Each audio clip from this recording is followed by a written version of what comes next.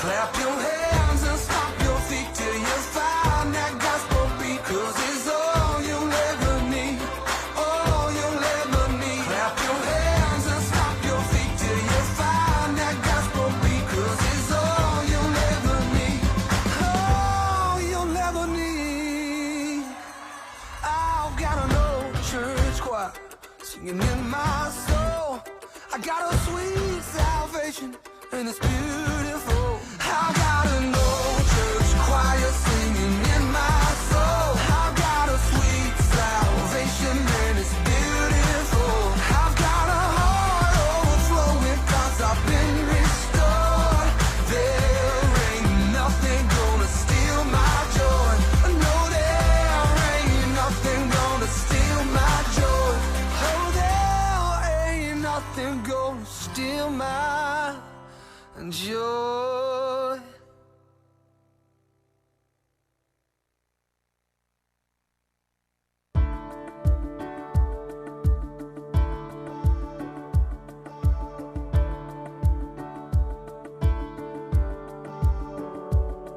I've been trying to figure out what it means to be human. Flesh and bone, the spirit and the soul. If I cannot earn your love by trying to measure up, why do I think I'd lose it in the lows? Somehow you see through my heart and you welcome me with open arms, just as I am.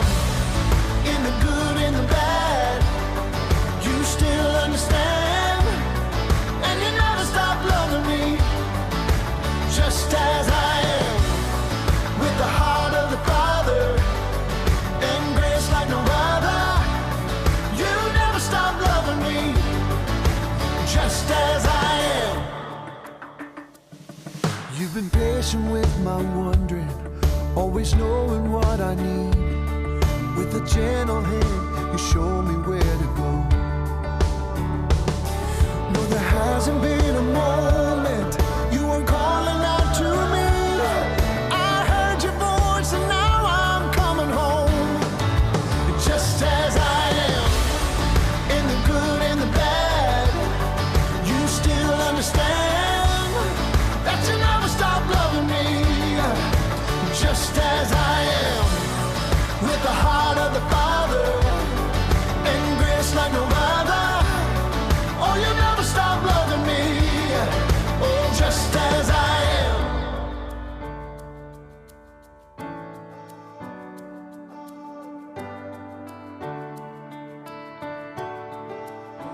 I just want to say thank you, thank you, thank you for loving me. I just want to say thank you, thank you, thank you for loving me.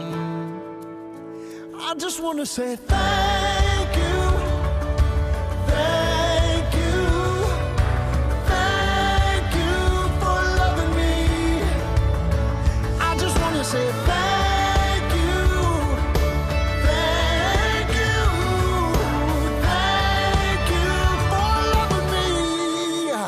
Just as I am, in the good and the bad, you still understand.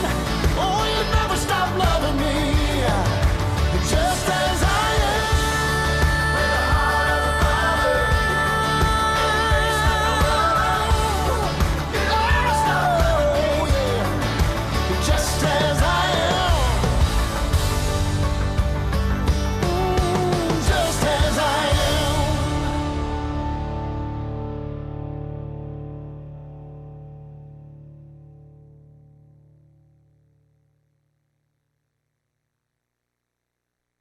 I'm lifting up my heart again, 'cause even when I can't see the plan, I know your love is closing in on me.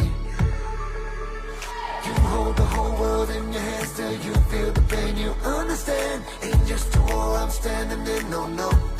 It's a blessing I can't see, yeah. It's a blessing I can't see, yeah. yeah. Heartache doesn't mean that you're not working. Always, even when it won't stop hurting. 'Cause I know every setback was a setup for something greater that you had in store. All along, you've seen beyond the storm. So when I struggle, I will trust you more. I trust you in everything. I trust you in everything, oh God. I'm lifting up my heart again, 'cause even when I can't see it, man, I know your love is closing in on me. You hold the whole world in your hands till you feel the pain, you understand. Ain't just a war I'm standing in, no, no. It's a blessing I can't see, yeah. It's a blessing I can't see, yeah. It's so hard, but I've been looking at my scars and how far you have brought me through the dark. And I know every setback was a setup for something greater that you had in store. So I trust you in everything. I trust you in everything, oh God. Whatever tomorrow brings, I trust you in everything, oh God. I'm lifting up my heart again, 'cause even when I can't see a plan, I know your love is closing in on me. You hold the whole world in your hands till you feel the pain, you understand. Ain't just a war I'm standing in, no, no. It's a blessing I can't see, yeah. It's a blessing I can't see, yeah. God, you hold my world within your arms. So I will trust you even through the storm. Oh, I trust you in everything.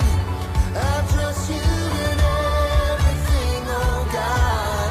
Whatever tomorrow brings, I trust you in everything, oh God. I'm lifting up my heart again, 'cause even when I can't see it, I know your love is closing in on me. You hold the whole world in your hands till you feel the pain, you understand. Ain't just a war I'm standing in, no, no. It's a blessing I can't see, yeah. It's a blessing I can't see, yeah. I trust you in everything. I trust you in everything, oh God.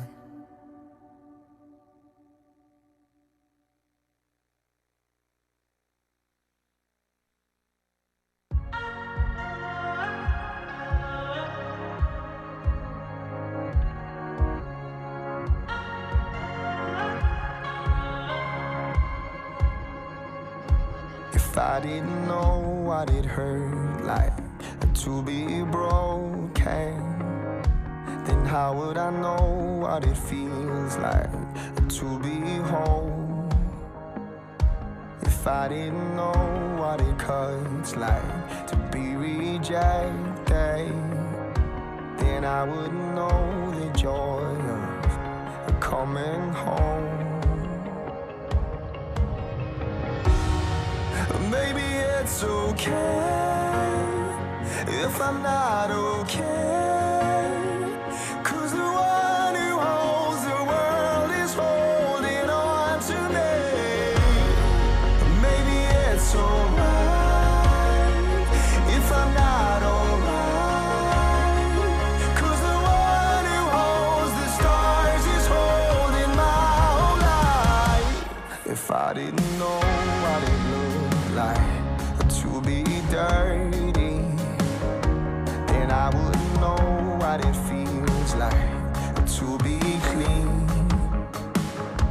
And if all of my shame hadn't drove me to hide in the shadows, then I would know the beauty of being free. Maybe it's okay if I'm not okay, 'cause the one who holds the world is holding on to me. Maybe it's alright if I'm not alright, 'cause the one who holds the stars is holding my whole life. Father, let your kingdom come, let your will be done here in my heart as in heaven. Father, let your kingdom come, let your will be done here in my heart as in heaven. Maybe it's okay if I'm not okay, 'cause the one who holds the world is holding on to me. Maybe it's alright if I'm not alright, 'cause the one who holds the stars is holding my whole life. Now I'm alive in you, bursting at the seams. And now I'm alive and I see you in everything. Maybe it's okay if I'm not okay.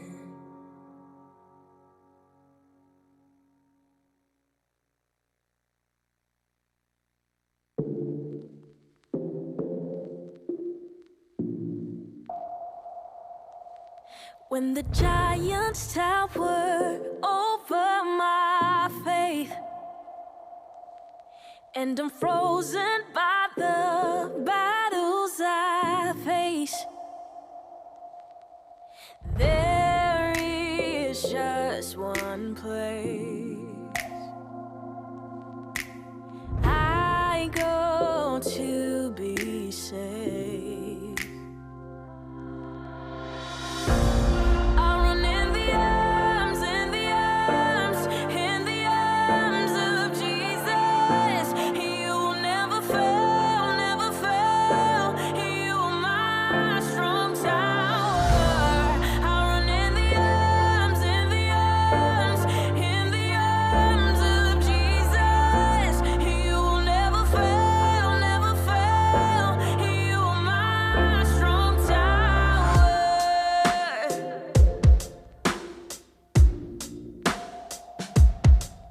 In the shelter of your wings, you cover me,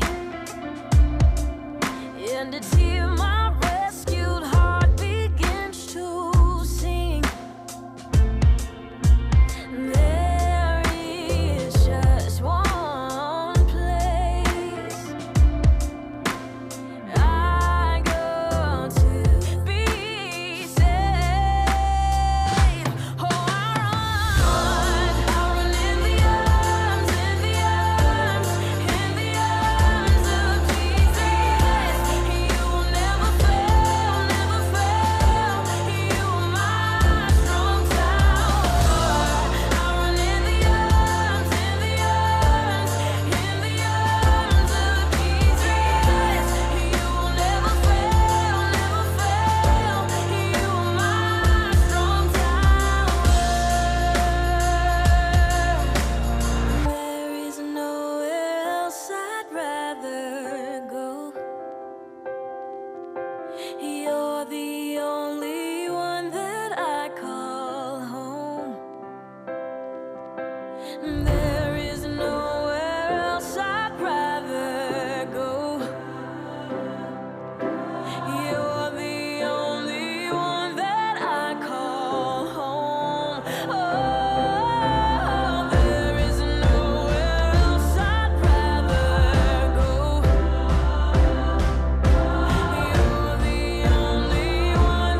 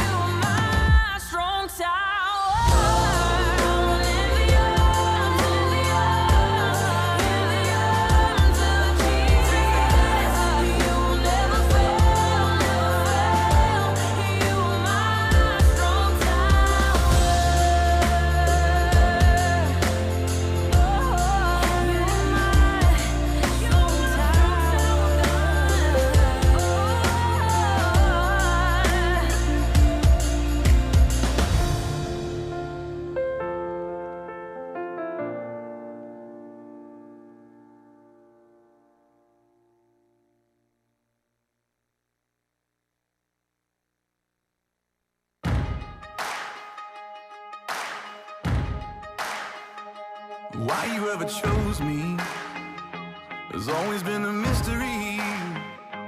All my life I've been told I belong at the end of the line, with all the other not quite, with all the never get it right. But it turns out they're the ones you were looking for all this time. 'Cause I'm just a nobody, trying to tell everybody all about somebody who saved my soul. Ever since you rescued me, you gave my heart a song to sing. I'm living for the world to see, nobody but Jesus. I'm living for the world to see, nobody but Jesus. When Moses had stage fright, and David brought a rock to a sword fight, you picked 12 outsiders nobody would have chosen, and you changed the world. Well, the moral of the story is everybody's got a purpose. So when I hear that devil start talking to me, saying, who do you think you are? I say, I'm just a nobody, trying to tell everybody all about somebody who saved my soul. Ever since you rescued me, you gave my heart a song to sing. I'm living for the world to see, nobody but Jesus. I'm living for the world to see, nobody but Jesus. So let me go down, down, down in history as another blood-bought, faithful member of the family. And if they all forget my name, well, that's fine with me. I'm living for the world to see, nobody but Jesus.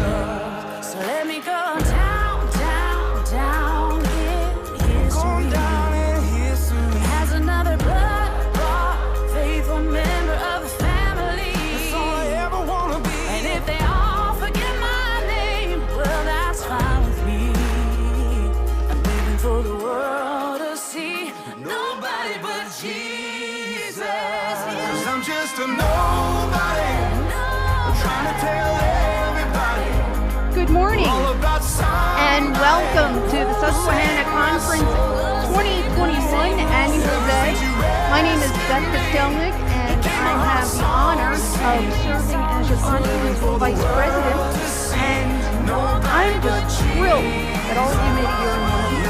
For some of you, it was more of a challenge than for others, but I'd also like to welcome all of you who are joining us online this morning. And we have a pretty exciting half day scheduled for you. My apologies for getting started a few minutes late.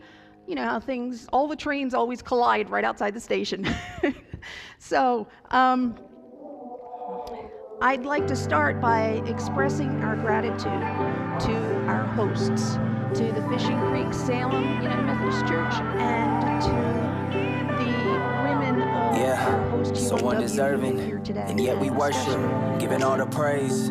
Just humble servants, through sweat and tears, till no more fears. Singing the glory of the gospel out to every ear. You cover me with grace, and a love so unconditional. It's got me on my face every day, God.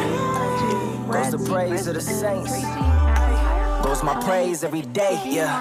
Even if the drum stops beating, my soul will keep on singing.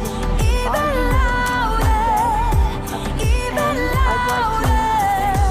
Even when my eyes can't see it, I will sing it till I believe it. Even louder, even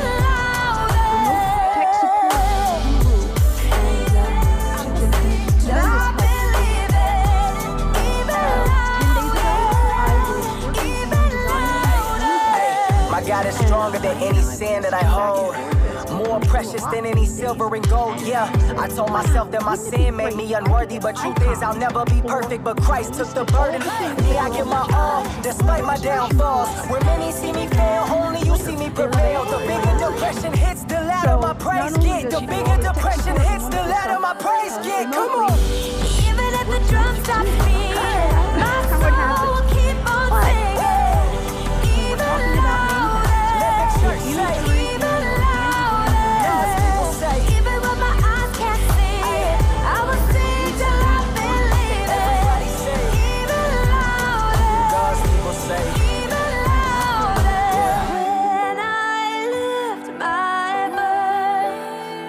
I'm sorry? Heaven comes to earth Nothing. when I sing this song. I feel you. Oh, there we go. All right. When I Everybody get lift down my there. voice, All right, there we go.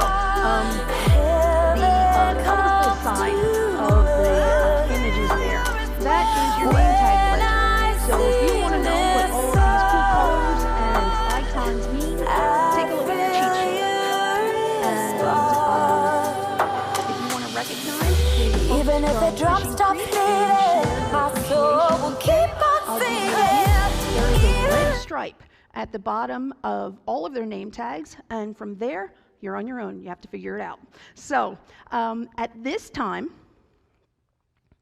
I want to let you know that when we were in the process of planning, I petitioned the folks who create continuing education units. And if you're like me and you're always chasing down additional credits, I have certificates.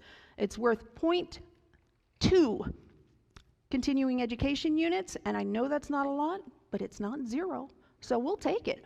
It was going to obviously be worth double that if it were a full day, but things change. So when things changed, I wrote back and we were able to get a new certificate for the half-day value of attending that. For those of you who are joining us online, drop me an email and say, hey, I want the CEUs, and I will send you the electronic image of the certificate, and you can print that off for your files. And at this point, I'd like to invite Phyllis Terwilliger to come and open our day in prayer.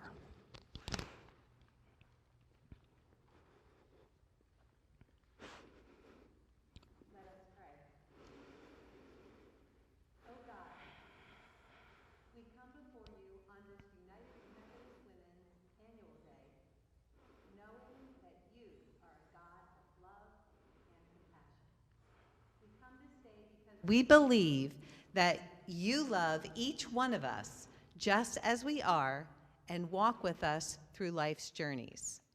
You see that ignorance and injustice divides and separates persons struggling with mental illness, and you weep with them. We remember those who ended their life before it was time. Please comfort those who grieve and bring healing. Help us to identify mental illness as the disease it is, that we might have courage and wisdom in the face of ignorance and stigma. You created us to live in community, but some feel alone, unloved, and disconnected. May your presence be with them and give us courage to reach out with love to someone who needs us. Lead us as we open our hearts, our homes, our houses of worship, and communities of faith to persons living with mental illness. Be with doctors, therapists, researchers, social workers, and all of those helping with this issue. Oh, and God, thank you for knowing our name and knowing our place and our purpose on this incredible home we call Earth. Amen.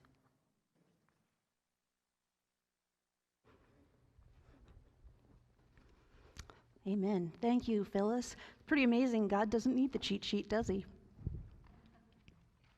At this time, I'd like you to go ahead and turn to page 9 in your annual day book.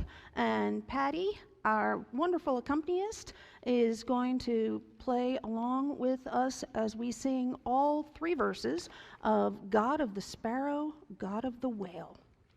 You said 3 verses, not 6? Oh, my apologies. I thought they were part and parcel of the same. We'll do all of them.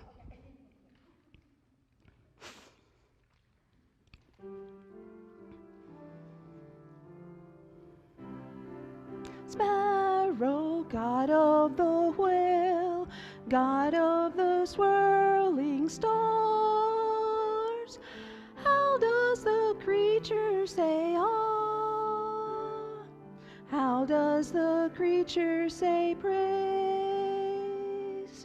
God God of the earthquake, God of the storm, God of the trumpet blast. How does the creature cry, woe? How does the creature cry, save? God of the rainbow, God of the cross, God of the empty grave. How does the creature say grace? How does the creature say grace?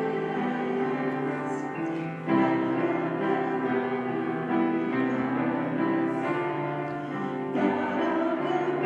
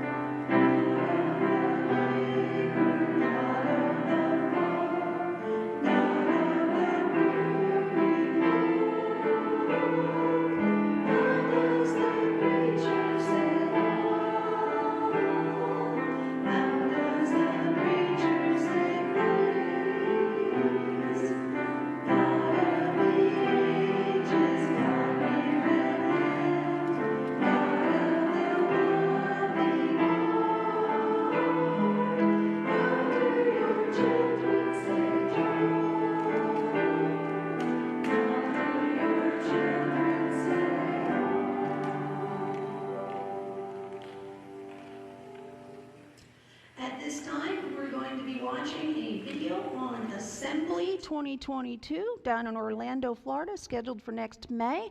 And immediately following the video, Tony Opplinger, former conference president for UMW and outgoing treasurer, is going to come up and say a few words. Imagine seeing thousands of faith-filled women united together again in one place and time where hope is in the air. Women ready to worship, ready to act, and ready to celebrate our sisterhood. Women ready to turn it up. This is Assembly 2022. Join us in Orlando, Florida, where we will reflect on today's challenges and together find comfort and strength to move forward. What will you need in 2022? Are you seeking a place to find spiritual nurture and hope? Want to learn how you can be a leader in this time? Do you want to make a difference in your community and the world? At Assembly, we will turn it up for spiritual healing and renewal, turn it up for women leaders making an impact, and turn it up for justice for women, children, and youth. Join us for a life-changing experience. Come ready to turn it up.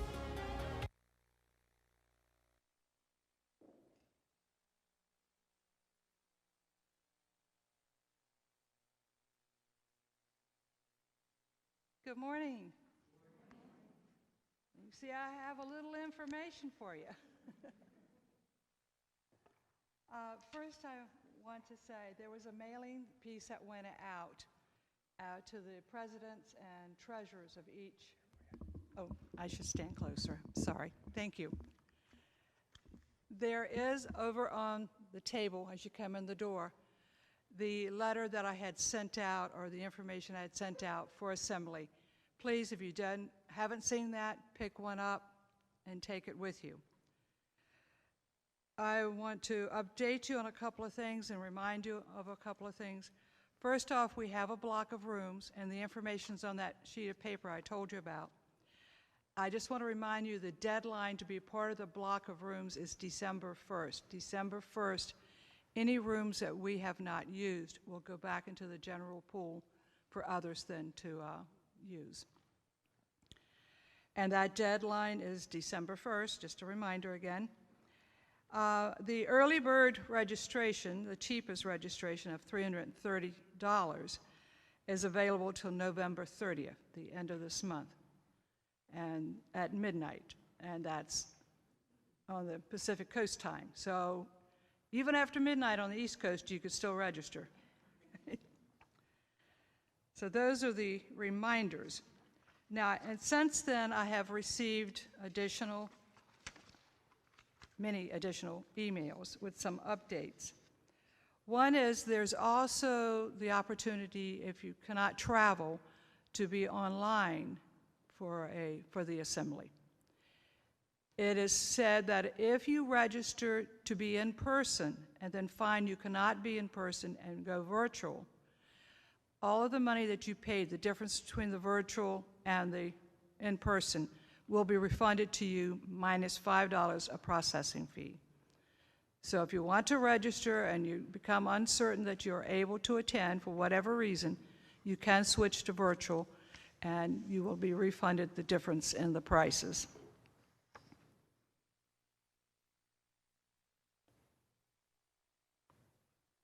They are now looking for groups to come to assembly and perform. It's called Member Turn It Up Performances. And we're invited to have a group there. It could be a group that's a musical group, a dance group, a choir, something with cultural traditions. They're trying to be all-inclusive. And I have the information for that and the online piece for that. So if anyone is interested in that, and they're encouraging groups and not individuals to do this, the deadline to get that information to them is January 1, and then by February 1, they will notify us as to who has, because they don't have room for everyone, who has been selected. The other thing that I've gotten repeatedly is because we're all concerned that this COVID virus is still around and causing havoc. Orange County Convention Center was among the very first to receive the Global Biorisk Advisory Council STAR recreation. So they have been approved to host such a group as ours to be there. So anyone that has those kinds of concerns, I also have that information I can share. Do I have any questions? They have also already put out some of the speakers, the climate justice speaker, as well as the co-music directors. So any of that kind of detailed information, if you pick this up, if you look in your book, you'll see my contact information is there. Please don't hesitate to give me a call, and I'll be happy to answer your questions or to find the answers if I don't know. And I'd love to see every one of you there. I'm already registered. As soon as it opened, I was right online doing all the stuff. And there's a couple of optional events, and that's in that paper that I told you could pick up. So come and join us and have fun. Like you saw in the video, we dance in the aisles.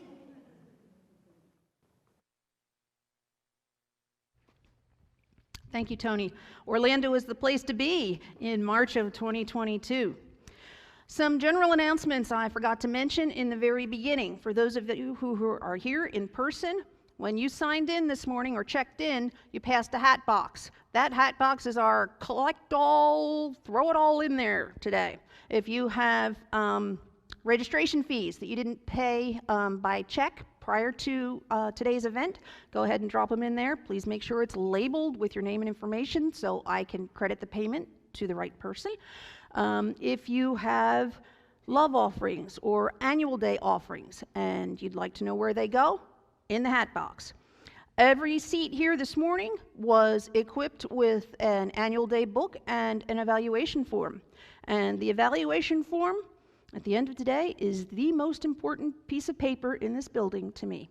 I want to know what you think. Did you like it? Did you not like it? Do you hate all the colors I used? How do you feel? For those of you who would prefer to fill it out online, I did send that link out to you 2 days ago, I think, 1.5 days. I've lost track of time. I have no idea at this point. And I also sent out the printable form.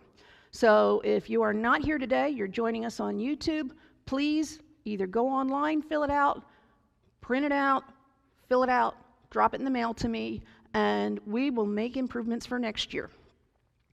And the final bit of information, if you're on YouTube with us this morning, we'd like to know. So if you can add your name and your unit and tell us a little bit about how you got to that YouTube link today, put it all in the comments. We have people monitoring the comment lines all day long. If you have something important, a question you'd like to ask to our keynote speaker, you are more than welcome to do that. Put the information in the comments. Here in person, you can just wave at us. We'll see you eventually. So, can I have the slides again? At this time, we're going to watch a video on social media, and this was created by Diane Gear. And I already told you she's capable of working miracles. I've seen it with my own eyes. And this video is another one of them. Now, there's no narration voiceover for this one, so you guys are going to have to put all of your reading skills to work. All right, we're going to watch that one, and I'll be back.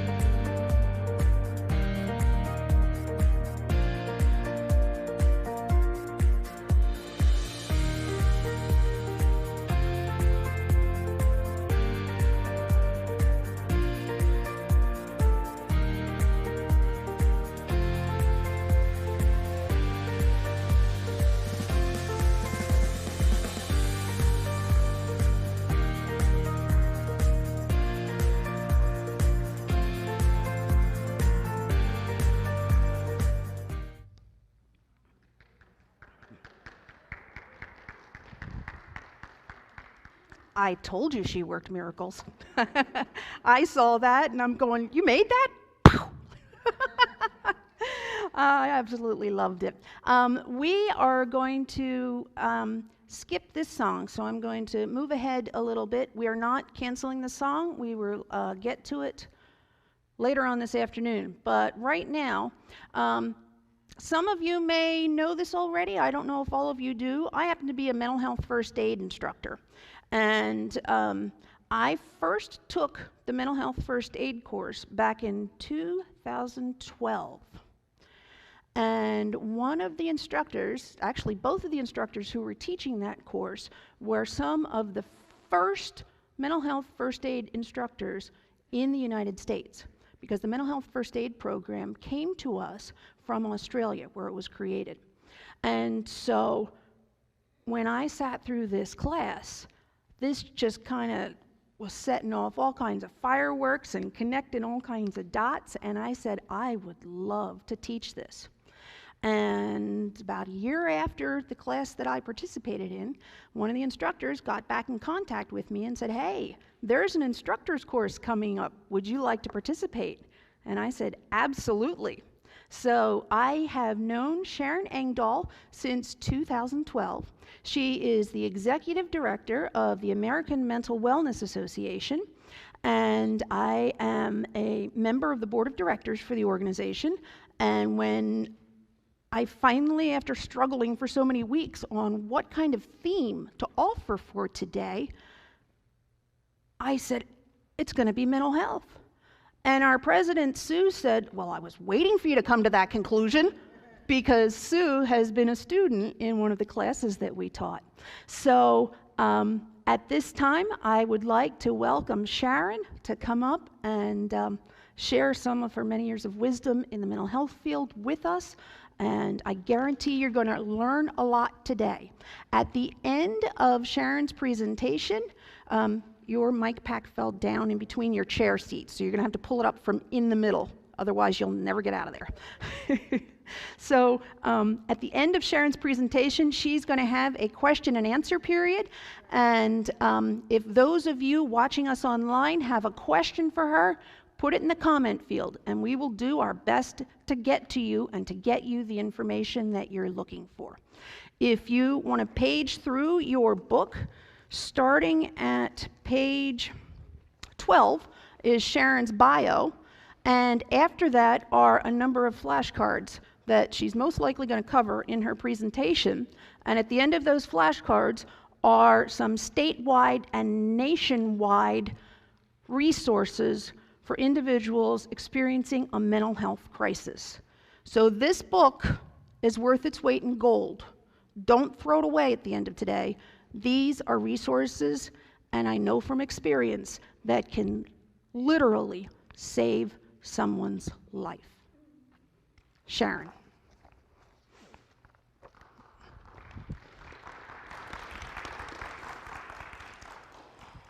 Thank you so much for having me here.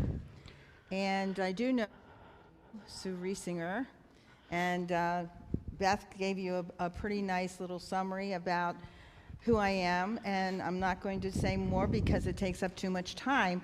And I have so much information because I have 50 years of background in this public policy mental health field that I could be here for maybe more than 2 weeks talking to you. And so to summarize what I want to give you today into 90 minutes is hard on me. And it is my passion in life to do public education for mental wellness. And so thank you for having me here. And thank you, Beth, for what an outstanding job. What an outstanding job. I just think we should thank her. When I saw this, I'm like, wow, I need to use her more. So we are going to have some objectives that I'd like you to face today. And so what I'd like you to get from this presentation, can I read it up here like this? Okay, I can't see it back there so much. And our objectives for today is at the end you'll name 2 people having a significant impact on the world in regards to mental health and mental wellness. Describe the United States, how it compares to other countries relative to population, and how Pennsylvania compares to other states relative to population. This all comes together. Compare the status of mental health conditions in the world before and after COVID. Explain the importance of transforming the way society thinks about and treats mental health. Very important. And apply what you learn about the American Mental Wellness Association's educational programs to champion mental wellness across the globe. So let's see if I can get you to absorb all that today. Okay, let's see what we have. Oh, I wonder who that is. I wonder who that is. Let's see. Well, that's the Apostle Paul. AD 6 to 65, about that. And then who's over here? Oh, anybody have a guess? That's Descartes. You remember Descartes, don't you, from studying him in school years ago? He is a mathematician. He gave us geometry, right? He also gave us something else. So let's put Descartes up here. And you can see when he came into play, 1596 to 1650. And Paul said, suppose the foot says, I am not a hand. so I don't belong to the body. By saying this, it cannot stop being part of the body. And suppose the ear says, I am not an eye, so I don't belong to the body. By saying this, it cannot stop being part of the body. Okay? If the whole body were an eye, how could it hear? If the whole body were an ear, how could it smell? That doesn't sound. If the whole body were an ear, yes, how could it smell? God has placed each part in the body just as he wanted it to be. If all the parts were the same, how could there be a body? As it is, there are many parts, but there is one body, 1 Corinthians. Okay? So right there we see Paul telling us something very important. Now let's see what Descartes says. Descartes says, I think, therefore I am. Duh. I don't want to read the whole thing. I'm going to paraphrase it as best as I can. But one of his deepest and lasting legacies as a philosopher, I mean, I think he should have stayed as a mathematician, to tell you the truth, is his thesis that mind and body are really distinct. A thesis called mind-body dualism. And he reached the conclusion that the nature of the mind is completely different than that of the body. So he basically told people that the mind and the body are separate. Now, that is where stigma started, if you ask me, okay? Paul knows that the head is connected to the rest of the body. So let's go on and see what else we're going to learn today. So the philosophers of recent years, and nearly all psychologists, and I don't think that's absolutely true. I think there are a lot of psychologists, social workers, physicians, OBGYNs especially, and even just lay people who don't still believe that a mental health condition, the mind, is all part of the body. Okay? So I don't think that nearly all psychologists believe this, but we're getting better. And they've taken a dim view towards dualism in any form and have sought a resolution that the mind-body problem is consistent with the physical. Right? I was 8 years old when I knew that. Right? I mean, I was called by God when I was 8 years old to help people with mental health conditions, and I didn't know why. When I was 8 years old, my twin sister said, mental health problems, they strike every 6 seconds. She was a comedian. And that hit me hard. And so as I started, growing up, I realized that this was my calling. But I ran away from it. So we'll say more about that as we go on. Now, just to touch on the world population, because what we wanted to make sure that you knew was the world and how it's impacted by mental health and how the state of Pennsylvania with the rest of the country is. So just to let you know, as of October 18th, we had almost 8 billion people in the world. And China, of course, we probably know that that's the number one. India is number two. And look, we're third. A lot less, but we're third. So the United States is populated across the world as number 3, but it's expected to drop to 4, the position of 4 in 2050, because Nigeria might move up. So we're right up there right now, okay? And our world population now, as it relates to the United States, shows that Pennsylvania is the 5th state in the nation for population, 12 million. So that's just to let you know we're a pretty big group of people, and we have a lot to learn about how to help people with mental health problems.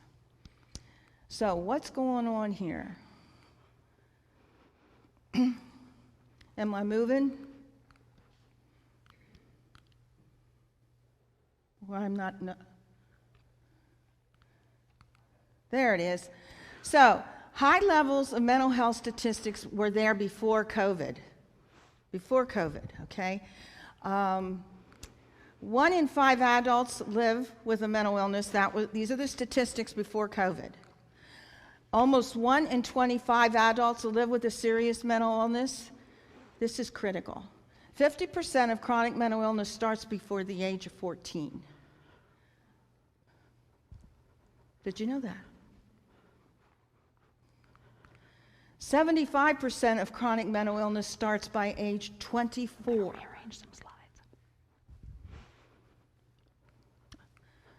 Just over 10 million people over the age of 18 have more than one addiction or mental health disorder. Now, these are the mental health statistics after COVID. I'm going to share this with you because this is a study that was just recently done. I mean, we're still in COVID, okay? This was done in Australia, and as you heard Beth tell you, that Australia also started mental health first aid. And it's an international program, and Australia, to me, is ahead of the curve when it comes to doing things that relate to helping people with mental health conditions. And so when I was younger and I was on a board, president of the Mental Health Association of the Capital Region, they asked me to find a program. And so I'm a researcher, so I got on the internet years ago in 2008, and I found mental health first aid coming from Melbourne. And I'm like, this is my prayer. This is my prayer. So I contacted the Substance Abuse and Mental Health Service Administration in Washington and asked them if I could, why don't we have it here? And they said, we're working on it, and we're going to have it here in maybe 6 to 9 months. And I said, I'd like to be one of the first trained in the United States as an instructor. And as it turns out, I was able to apply right away, and I became one of the first 100 instructors in the United States to be a mental health first aid instructor. And since I'm here with you, wonderful United Methodist women, I came home to Harrisburg from Florida after 5 days of 8 hours of training each day to become an instructor, certified nationally, and nobody believed in mental health first aid. So what did I do? Well, I knew about the Mental Health Ministries Committee at the Susquehanna United Methodist Conference. So my pastor and I prayed about it, and I went over to the conference, and I said, would you be interested in this program? And they said, yes. We have money, but we don't have a program. And so back then, who believed in us? The United Methodist Susquehanna Conference. And still today, we definitely keep our relationship with them. And it was what gave us our first boost to where we are today. So in the Guardian out of Australia, we see that an estimated 76 million extra cases of anxiety and 53 extra cases of major depressive disorder have surfaced because of COVID.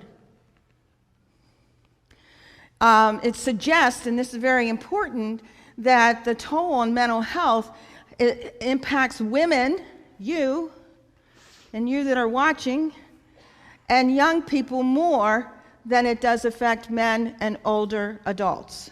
Okay? And they believe that this is because women are more likely to be affected by the social and economic consequences of the pandemic. And it goes on to say that women are more likely to take an additional career and household responsibilities and had to juggle work and school and everything. And so it's very important that we focus on mental wellness, and it actually impacts women and young people more. Okay. The team estimated that with COVID, there are 246 million cases of major depressive disorder and 374 million cases of anxiety disorder worldwide in 2020, with the figure of the former 28% higher and the latter, which is the anxiety, 26% higher than would have been expected had the crisis not happened. So, Dr. Centimoro says, this pandemic has placed a large burden on mental health systems that were already struggling. We have to seriously reevaluate how we respond to mental health needs of the population moving forward. And he's talking about the world. And he said, I'm hoping that our results can provide some guidance to those needing to make decisions around what needs to be prioritized and what populations are most impacted. So just to let you know, God owns this nonprofit. Okay, we're just working for God. How do I know that? Because I have a Holy Land room. I went with the bishop to the Holy Land, Bishop Middleton, remember her? And I have a Holy Land guest room. And my husband said I couldn't retire unless I started a nonprofit or I would be bored. And I was in that guest room with my 2-year-old granddaughter. I was afraid she was going to fall out of bed. So I prayed all night. I had the Madonna holding the baby Jesus on the wall over the bed and Jerusalem and everything. And I'm praying, dear God, I'm 60. Time is more important to me than anything. And doing your will is what I want to do. I've been trying to do it my whole life, and I don't want to do this unless you want me to do it. And I'm sorry to tell you, I know we shouldn't ask for signs, but I have to ask for a sign because I need to know this is what you want me to do.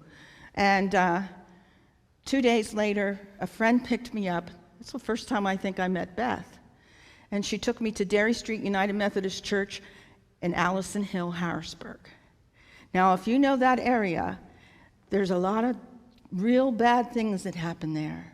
Lots of drugs, overdoses, shootings, murders. And I said to my Jewish friend who picked me up, I said, what are you taking me there for? Never mind. You have a Lexus. You're going to park your Lexus in that parking lot there? Just come along.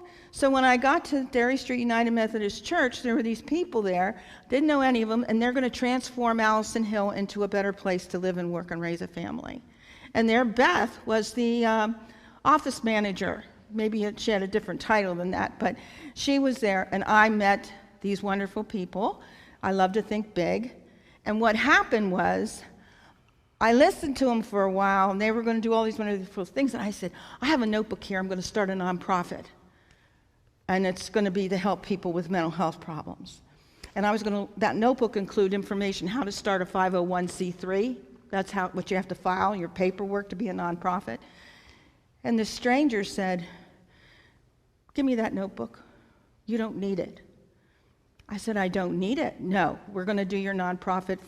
We're going to do all your legal work. I'm with a law firm in Harrisburg, downtown, and we'll do all your legal work for you for nothing. What a sign, right? And to let you know, God has just been fantastic with everything. And so keep in mind that he has more that he's going to be doing in this arena, and I think he's decided to use you too. You at home and you here after you take this class. So, just to let you know what happened then, we had COVID and we're all locked down, right? And I actually, at my age, would love to sit in my lounge chair and relax and take it easy and drink my coffee and just relax. Not on God's plan. So I get up during the lockdown and feel God wants me to take my knowledge and put it on paper. Because I know that our mental health system in the United States is terrible. And that we've been frivolously spending our money and our dollars for so long, it's ridiculous. And doing the same thing over and over again, expecting a better result, is basically the definition of insanity that Einstein basically is attributed to saying. I have an article on our website that I wrote about that. So I said to my husband, I said, God's calling me to write a white paper. I don't want to do this. I don't want to do this. But I sat down. If you got to listen to God, because if you don't, you know what happens. You've read your Bible, I know. So I'm like, okay, I got to do this. So I spent my lockdown writing a white paper. And that white paper, we called it, I say we, the board of directors, the Rapid Response Plan for America's Broken Mental Health System. See, I worked 25 years of my 15 years of knowledge as a research analyst at the House of Representatives in Pennsylvania, and I did the mental health issue. Many other ones too, but this is what I told you before, my passion. So we had 26 pages, I had 26 pages, and what am I going to do with this? Well, I told the Patriot News, do you know who the Patriot News is? It's our Harrisburg newspaper. And they did a Facebook Live interview for 1 hour of me on the rapid response plan. And she said, at the end, she said, this is common sense. I said, I know. We don't really implement common sense in public policy. We need to do that more. So she said, what did you do with this? I said, I sent it to every state senator and every state representative. She said, have you heard from them? I said, no. I said, now it is COVID. People aren't working in the office that much or whatever. She said, we're going to have you back. We're going to have you back and find out who really is interested in this very important subject that has become even worse because of COVID. So I haven't come back yet, but I did get a new state representative. He was recently reelected a year ago. And I shared with him that I had this, and he read it, and he called me, and I said, would you please share it with all the committee chairmen that are pertinent about this subject? And he said, I can do that, Sharon, I can do that, but I think you'll like it better if I tell you what my idea is. And I said, what's your idea? He said, I want to introduce it as a bill. God is good. God is so good. I just sat there in my chair, and our office is my home. We don't have brick and mortar. We have an altruistic board. When I first started this, I didn't get paid, and I didn't want to get paid. I wanted to stop the suffering because I knew prevention and early detection and early intervention worked, and we were not doing it.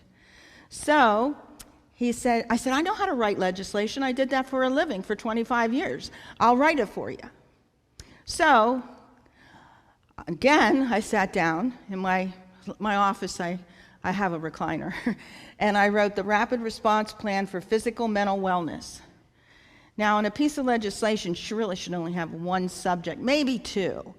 But in this piece of legislation, I had about 15 subjects. And I knew that anybody that didn't understand what I was doing would think it was crazy. But it was actually taking the whole problem that I saw over my 50 years and telling them what needs to be done. And so he has it in the Pennsylvania House of Representatives Human Services Committee. And he contacted me and he said, we're going to separate those issues out and do them little by little, and we hope to have them done in 5 years. I pray, you pray, okay? And then he said, you need to meet with the Children and Youth Chairman. I'm on that committee, Cheryl Delosier, so I met with her, and she was very interested in it because what did we see in the numbers?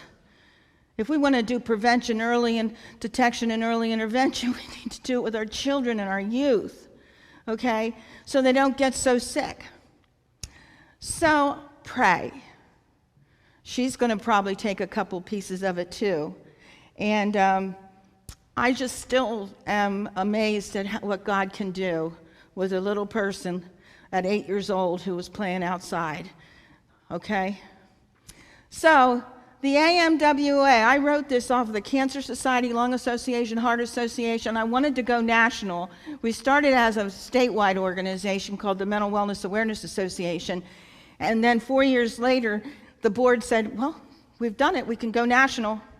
So we are also now the American Mental Wellness Association. And our law firm is doing everything for us at no cost. Okay? So our vision is, we envision a world that through public education, which is what I'm doing right now to you and to you that are watching at home, that values prevention, early detection, early intervention, scientific research, and cures, which includes substance misuse for the holistic health of the individual and society. Wow. We should have had that 50 years ago. Prevention does work. And you need to educate for it. But what happened, we did do that many years ago, and all the providers and everyone said, well, we need more money to service the sick. So the money went away from prevention and early intervention information, and it went to providers. And I say, I don't mind providers getting money, but I think that a good public policy that should have been happening for decades would have been a percentage of the dollars that were available should actually have been going to public education for this. Because the numbers have been growing with all the money going into drug and alcohol addictions and everything. No, the numbers are getting higher. We're spending more money, and the problem's not getting solved. So help us solve this problem. Did you know, we have a truth paper on our website, did you know that addiction precedes a mental health problem? No, I said it wrong. A mental health problem precedes a substance misuse problem in 85% of the cases by 3 years. What am I saying? I am saying that a mental health problem is the cause of people turning to drug and alcohol misuse. Where's the money going? All of it, nearly all of it, is going to opiate addiction and heroin and drug and alcohol. There's hardly anything coming to prevention, early detection, early intervention, and that's unconscionable. Okay. So, we had 2 national conferences right away. We didn't have any money, but I knew to get us out nationally, we had to have a national conference. So in 2018, we had a national conference down in Hershey, and that was A Healthier Mind is a Happier Life in the workplace, in the military, in the classroom, in the home, and in sports. And people came because they said, we're so excited. Nobody's ever done anything like that. The next year, we had, are you ready? Nobody ever did this. I said, we're going to do mental health is physical health. That's what we're going to call the conference. And that was in 2019, November. And what happened in 2019? COVID, right? So we had a very successful conference, and now we haven't had any of that since. And while we had our conference, I had some wonderful people be presenters, and one of them was a neuroscientist researcher at Yale University, and her name's Karen. My name's Sharon. I have a twin, Karen, and Karen's gone. She went to heaven 10 years ago. And so everywhere I go, I meet Karens. And I couldn't believe it. Her name's Karen. And I said, I already loved her because, I miss my twin. So after she was done with her presentation at both conferences, I said, Karen, would you like to be on our board? And she said right away, no.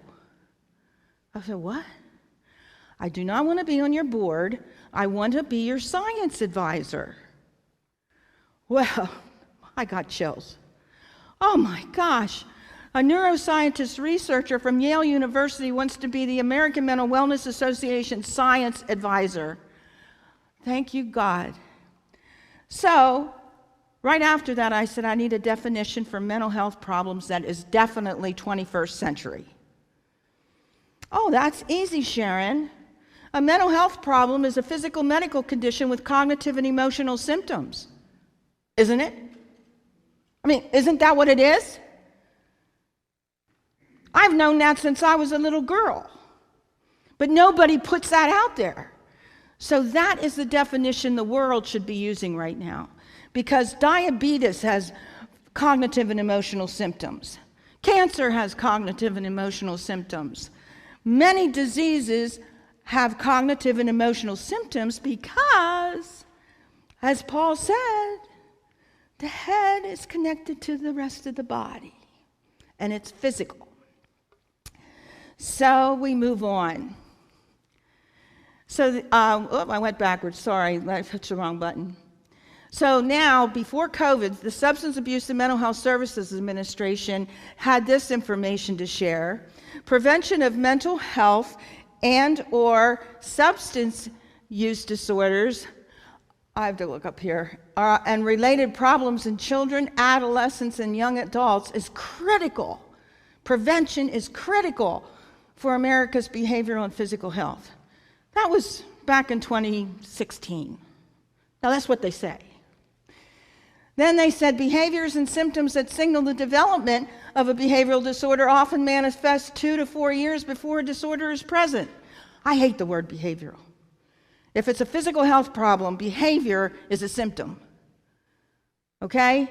So when you call it behavior stuff, you're blaming the victim for having a physical mental health problem that they can't really help themselves with. So let's go on. Did I go backwards or what? Oh, okay, they develop and manifest 2 to 4 years before a disorder. People with a mental health issue are more likely to use alcohol or drugs than those not affected by mental health problems. Didn't I just tell you that? This was back in 2015.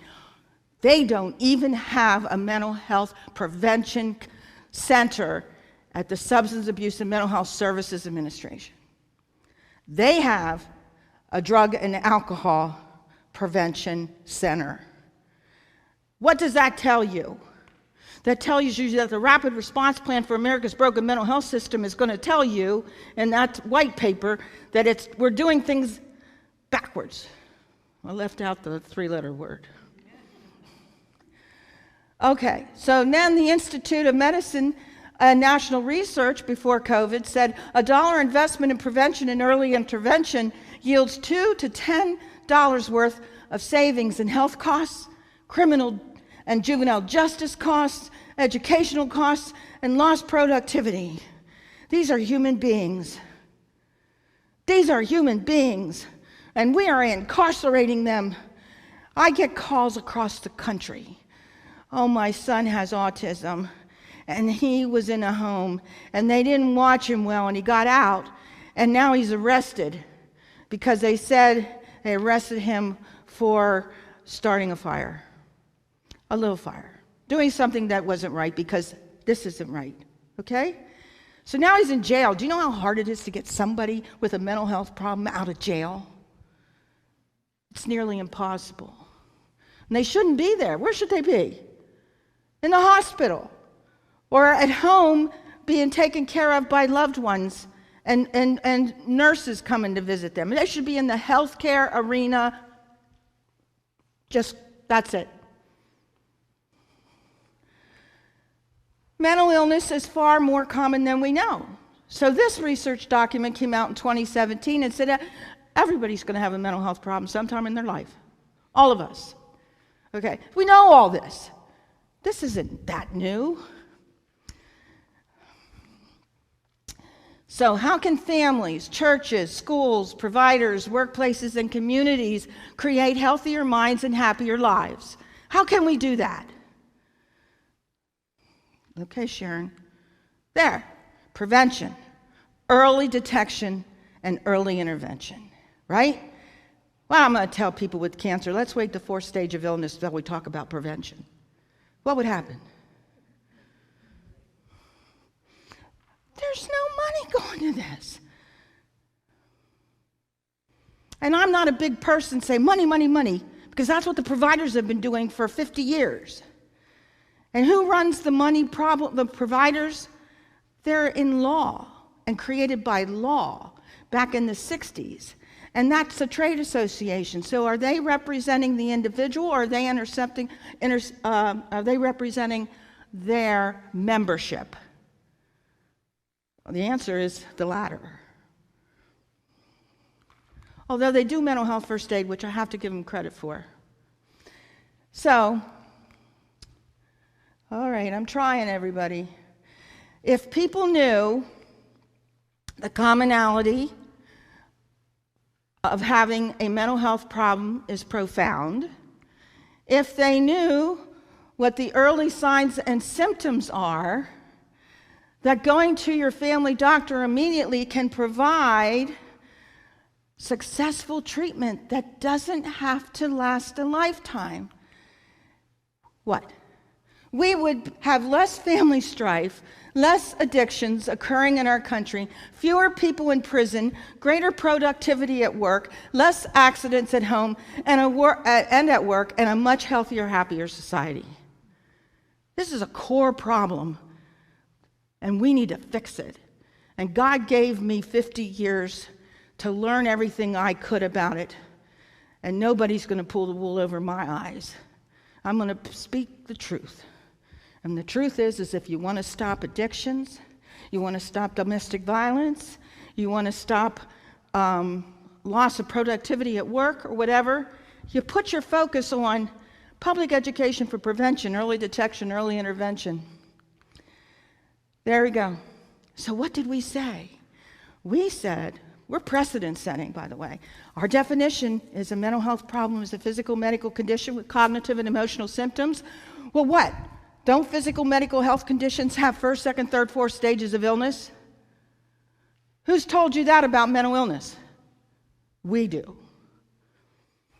Look in your, well, we'll get to that, but in here we have a prevention and early intervention cards for 4 different age groups. This is precedent setting. When we go to fairs and we go places, we are mobbed because people don't have this information. So in preschool, elementary, everything's first stage. Then we have a middle school one where you can see 1, 2, 3, 4 stages and what the signs and symptoms are at each stage. And on the prevention side, it says, don't self-medicate with drugs and alcohol. If you're not feeling well, go to your family doctor. Okay, so then we have a high school adult, and we'll get to that a little bit more. And then we have one for me and you and some of you, older adult. So those are available free for downloading on our website, and there are also some cards back there if you want to take them back to your church, whatever. So we're not going to let people ignore the fact that these have stages of illness just like everyone else, because if they do, I'm going to tell them, then I want you to wait till 4th stage of cancer and talk about prevention. All right. I'm trying. Where's my little guy?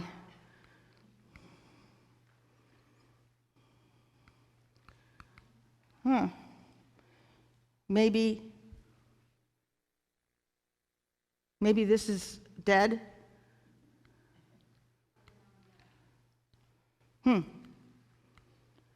She's working on it. So, while she's working on it, let's look at this in your book. Page 20, 18 and 19. Oh, there, she has it up. Nope, she has it down. So in this book, this is your 1st, 2nd, 3rd, 4th stages of this card, and you'll see at the top in the one bubble we have the age group. So this is high school adult. Signs and symptoms of mental health problems are different for different age groups. When my mother started slipping mentally, I took her to a gerontologist, and I said, my mom, she's not doing well. She can't remember things and everything. And she needs help, Brad. It's not working. There it is. Okay. So I'll just tell you this little quick story. And the gerontologist, he said, well, what's happened to your mother? What's happened in her life? I said, well, her grandson was killed in a car accident about 2 months ago. And she's sitting beside me, Mama. He said, well, I think she has depression. I said, no. I know about depression. I do the mental health issue at the House of Representatives, and I know about depression. Now, this was many years ago, 1997. And he said, but you don't understand. Mental health problems present different in the elderly. And she may not be not able to have her memory right now because she has a depression from the trauma of losing her grandson. And so he put her on an antidepressant, and she had a bump up, and she had several more years doing fine. So I keep learning things myself all the time. So why are we spending so much money on suicide prevention and the opiate epidemic, which are 4 stages of illness, without discussing prevention and early intervention? You should go find out how much money is going to those areas. Suicide prevention, the Suicide Foundation. I mean, I had a loved one try to take her own life, okay? I am empathetic. I am passionate about suicide. But I don't want anybody to ever get that sick, okay? So we educate in our training for crisis and everything. But if you're going to take all the money for 4 stages of illness, you're not doing it properly. A percentage of the money should be going to public education. Oh, there we are. Now, I'm not going to take you there, but that's our website, a one-stop shop hub for anything you need to know about mental wellness and mental health problems. And we even have a place there for legal help. And so people out across the country, they Google mental health legal help. We come up. They call me all the time. I have some horrible stories to tell you, but I'm not going to because it would take too much time. Things that should never have happened. Things that were done. Yet I don't believe in defunding the police. I was a township supervisor. I believe we need police. But I do believe that there's things we can do to reform the judicial system to be more understanding and empathetic to people with these physical mental health problems, okay? And I'd love to write the manual for that. So there are improvements we need to make. Don't get me wrong. I'm not going to take you to the website because I could spend a lot of time there and I don't think we have enough of time. But I encourage you to go to the website because it's filled. We have a place for military. And for, I didn't know anything when my son-in-law, my daughter married a West Point graduate and went to war. Well, now I can go to that website and find out what it's like to be a family member of a person who's in the military and who might be in war or whatever. Oh, I love him. That's, you know who that is? That's Brian the Brain. Now, Beth asked me to tell you about the problem globally and locally, and now she asked me to share with you what we're doing in public education. I shared with you those cards. We have a table back there. There's a lot more information. But we go into the schools, and we go into the youth, your youth groups. That's the word I wanted to use. And we teach about prevention and early detection and everything. We go into adult, like I went to the Rotary Club. I've gone to adults and taught the same thing, only at a different level. So what I'm going to show you now is just a taste of 2 of our signature programs that we do. One is called The Happy Life, and the other one's called The Healthy Mind. And this is Brian. So I go into the schools, and I ask them, what's the name of this person? Somebody name him, and they named him Brian. Doesn't that sound right? Right? The high school students I was doing. But here is a strong sentence. The foundation for mental wellness is set in childhood and is critical to healthy development. And we need to do it even more now. The preschoolers are wearing masks. 5 to 12-year-olds are getting shots. My heart is here to say, let's share this burden together. Let's help the next generation. After all, they're going to be governing us. So we give vocabulary words. We give emotions. We have them give those out and tell us what emotions are, define them. Define anxiety. That's amygdala. How many of you have ever heard of amygdala? Okay, amygdala. We're going to talk about that some more, but it's a part of your brain, and in Latin it stands for almond because it's the size and shape of an almond, and it's located in your brain. And when I was little, I didn't know where my emotions came from. I know they talked about the heart, and I had to, draw the heart in school and everything, so I figured they came from the heart. Because we didn't even talk about the brain, because really, they didn't know much. That tells you how old I am. So we tell them to, learn about the amygdala, and to always have a trusted adult to talk to share. And all of us, no matter what age, should have trusted adult that we can share how we're feeling, how they're feeling, they can share with us, and then help one another. And you can see that we have up there pastors, uncles, aunts, volunteers, people like you. Okay, so now this is the Happy Life presentation that we do. And I gave you a little bit of information before that you see this slide. And now this slide will give you our objectives. We want to teach them about anatomy and the structure of the brain, how it affects the rest of the body. Notice how I speak. The rest of the body. You know what? How many books are written about, we're going to learn about the mind, body, and soul? No. We're going to learn about the mind that includes that is part of the body. We're going to learn about the mind and soul, which is part of the body. We're going to do it Paul's way. We're going to talk about chemicals in the brain and their primary functions, how to maintain a healthy brain and monitor brain health, and the signs of a brain problem.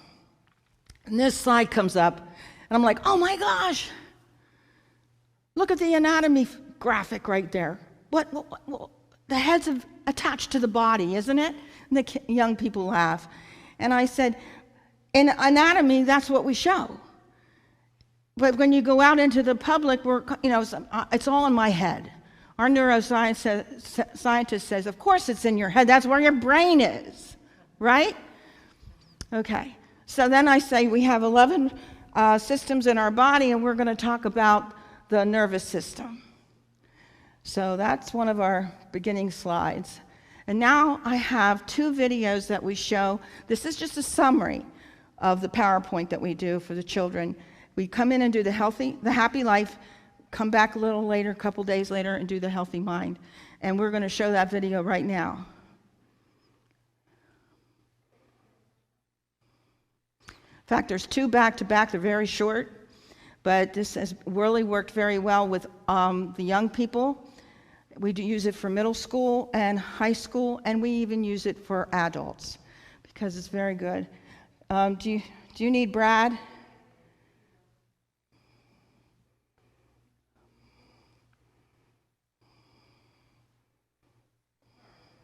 That's okay.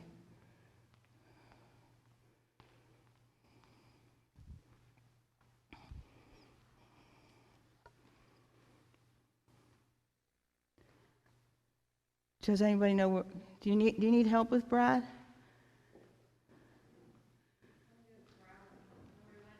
Okay.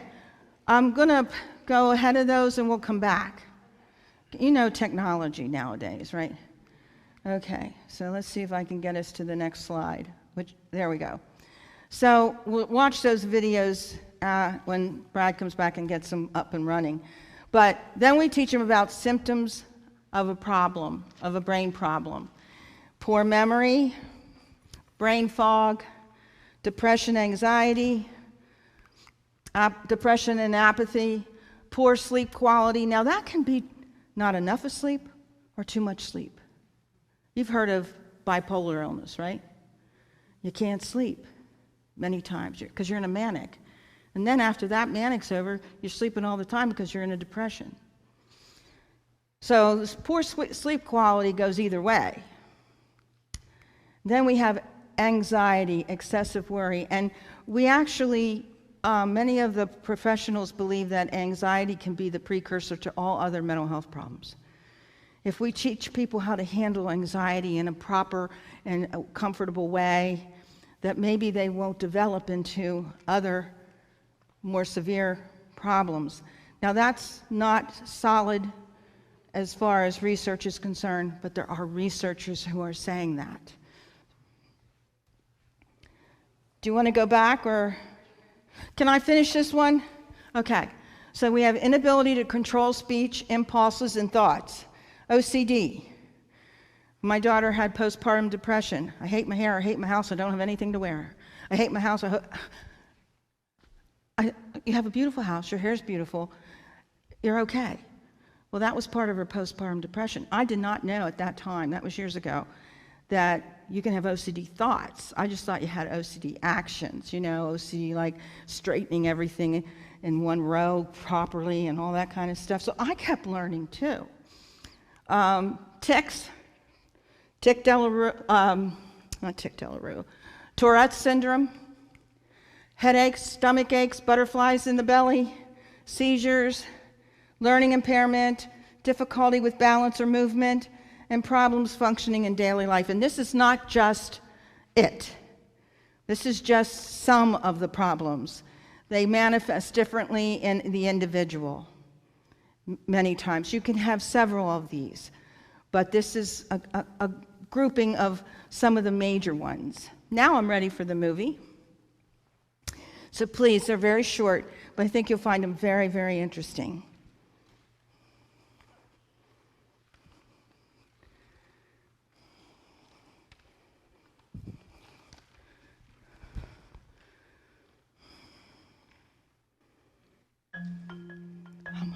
The brain is the most fascinating part of the human body. Not much to look at. It resembles a spongy mass of tissue, feels like tofu, and weighs roughly 4 tubs of butter. Our brain is actually made up of mostly water and about 10% fats. While our brain only makes up approximately 2% of the entire body's weight, it uses a massive 20% of the body's energy. The brain's basic building blocks are known as neurons, and we have around 100 billion of these, each with between 1,000 to 10,000 connections to other neurons, creating neural pathways or roads within the brain. There are literally trillions of neural connections within the brain. Similar to a city's electrical power grid, information is passed along these roads through a series of chemical messages and electrical impulses. As all of this activity takes place, our brain generates between 10 to 25 watts of power, enough to power a light bulb. Over the course of one day, your brain generates more electrical impulses from firing neurons than all of the telephones in the world.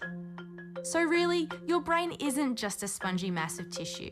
It's your most complex organ, a power station that connects your every thought, movement, and feeling. And it's firing right now.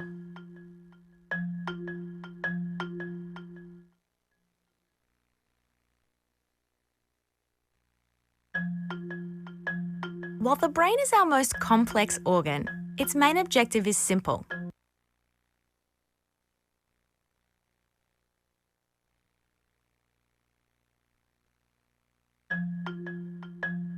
When we hear the word emotion, most of us think of love, hate, happiness, or fear. Those strong feelings we experience throughout life. Our emotions are the driving force behind many of our behaviors, helpful and unhelpful. Just where do our emotions come from?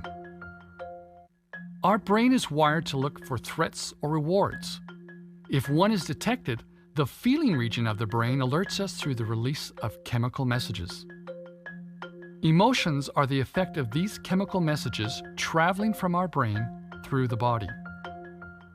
When our brain detects a potential threat, our brain releases the stress hormones adrenaline and cortisol, which prepare us for a fight or flight response. When we detect or experience something rewarding, such as someone doing something nice for you, our brain releases dopamine, oxytocin, or serotonin. These are the chemicals that make us feel good and motivate us to continue on the task or behavior.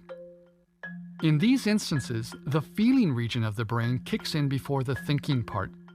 Sometimes the reactions of the feeling brain are so strong that it dominates our behaviors and we're unable to think rationally in the moment.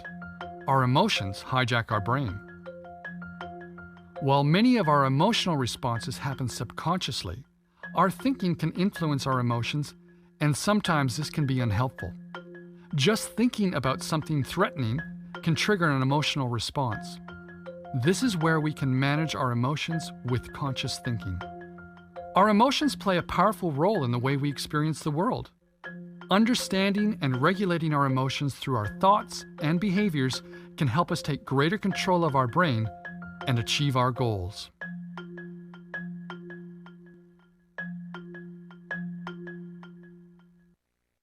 Think they're pretty good, right? There's many more, but I wanted you to know that inside that emotional part of the brain is that little amygdala. We'll learn more. I can't stay on these because I won't get through the whole presentation, but I could spend 4 more hours. I don't think you want that. No. Okay. So thank you back there for helping us with the video. So now this is a recap of what the students would get, the learner, any age learner. Although I think this is just not for elementary. We have other programming for elementary and preschool. But we talk about Brian, the brain, being the most important part of the organ. I had 500 kids in an assembly one day, middle school kids. And it was one of my first presentations that I did on this program. And I said, this is your frontal lobe. All 500 touched their frontal lobe. I'm like, wow. I said, this is your temporal lobe. They all did that too. I had the greatest sense of power I have ever had in my life. I'm like, oh my goodness. It was absolutely adorable. And so I don't have my, I don't think it'll show here. Yeah, it will. Look at that. This is the amygdala. That little thing there, okay? And it has so much power, but it makes mistakes. Because sometimes we get scared when we shouldn't be. Like, I could get scared being a public speaker, and every time I do get scared. But I know to use my thinking portion and say, dear God, please let me talk like Moses. You know? So the brain has the 4 lobes, and we talk about them. And so this is what they learn as a recap. And then look at that. I love that. That's a cell. I'll say, what is that? That's a cell. And that is a neuron. And there's dendrites. And we have a Girl Scout curriculum for all age levels. And the older girls, to get their patch, the American Mental Wellness patch, they take beads and make this. And so we learned that the neurons send electrical signals to talk to other parts of the brain and the body. These chemicals are so important. And how many of you have ever heard of serotonin and dopamine? Right. So if you don't have the right amount of those, connecting this to another one, this is where you have the chemicals, doesn't work quite right. So it's a physical problem. Okay, we don't have all the answers yet, but we certainly have treatments that work. Okay, so that is part of what they learn. And then they also learn that brain wellness is biological. We have 4 important elements that we should balance in our life, okay? And that would be the biological, the psychological, the social, and the spiritual. On our website, we actually have a spiritual area where you can go to, and the woman that helps run part of it is a Methodist retired pastor from California. So if you don't have that spiritual part, I tell them, you're not balancing your life for a healthy, happy life. You have to have all 4 of these dimensions balanced, okay? And I think my siblings thought I was a little out of balance because I was really into the spiritual stuff, you know? And they would tease me a little bit. But now I know why, because God was leading me in the path of doing a calling, like somebody would do to be a pastor. Mine was to do this. Then we recap it with what we learned about the signs and the symptoms. And we also tell them that don't wait till you're really sick when you're not feeling really good. Go to your family doctor, tell a trusted adult, and go get help right away. Anybody ever hear of wait 2 weeks? If you continue to feel this way, go to the doctor. I bet you the insurance industry created that statement. Okay, I want you to wait 2 weeks if you have a mole on here. It's starting to turn color and black. Wait 2 weeks to go to the doctor. Okay? So the National Council's Mental Health First Aid Program was just updated, and they had that in as, and I was, what do you call it, pilot. I was looking at it. I said, I love what you've done. You finally caught up with your programming. It's very good. Beth and I were teaching what their update is back years ago. And so I said, it's really, really great. You're caught up, but you leave that one slide in that says, wait 2 weeks, and if you feel really sick, go to the doctor. You've blown the whole program. That's hogwash. If a postpartum depressed mom waits 2 weeks to go to the doctor, what do you think is going to happen to that baby? Okay, well, all right, here we go. So I say every time we finish this part of the program, what is the one thing we're doing in the history of mankind that's never been done? I have a $5 bill. And so the young people are, they're all coming up with ideas. Anybody have an idea? What's the one thing we're doing in the history of mankind that has never been done before? Should I tell you? We're mapping the brain. Right now, we're mapping the brain. What does that mean? That means that we could have cures soon. Maybe not. But we better be ready for them coming and not wait 25 years till we get the information from the researchers to the grassroots. So we, the American Mental Wellness Association, we get the most recent research information to the grassroots through our social media channels. What saved my daughter's life? Her husband was at war, and she had postpartum depression. What saved her life was her mom being a researcher on this subject, and I opened up the Brain and Behavioral Research Foundation journal, and right there it said, the 3-month birth control pill helps postpartum depressed moms. I saw the most recent research right away. We got her connected to her OBGYN and her psychiatrist, got her on a 3-month birth control pill. First 3 months she had a bump up, the next 3 months she had another bump up, and in the third 3 months she was herself again.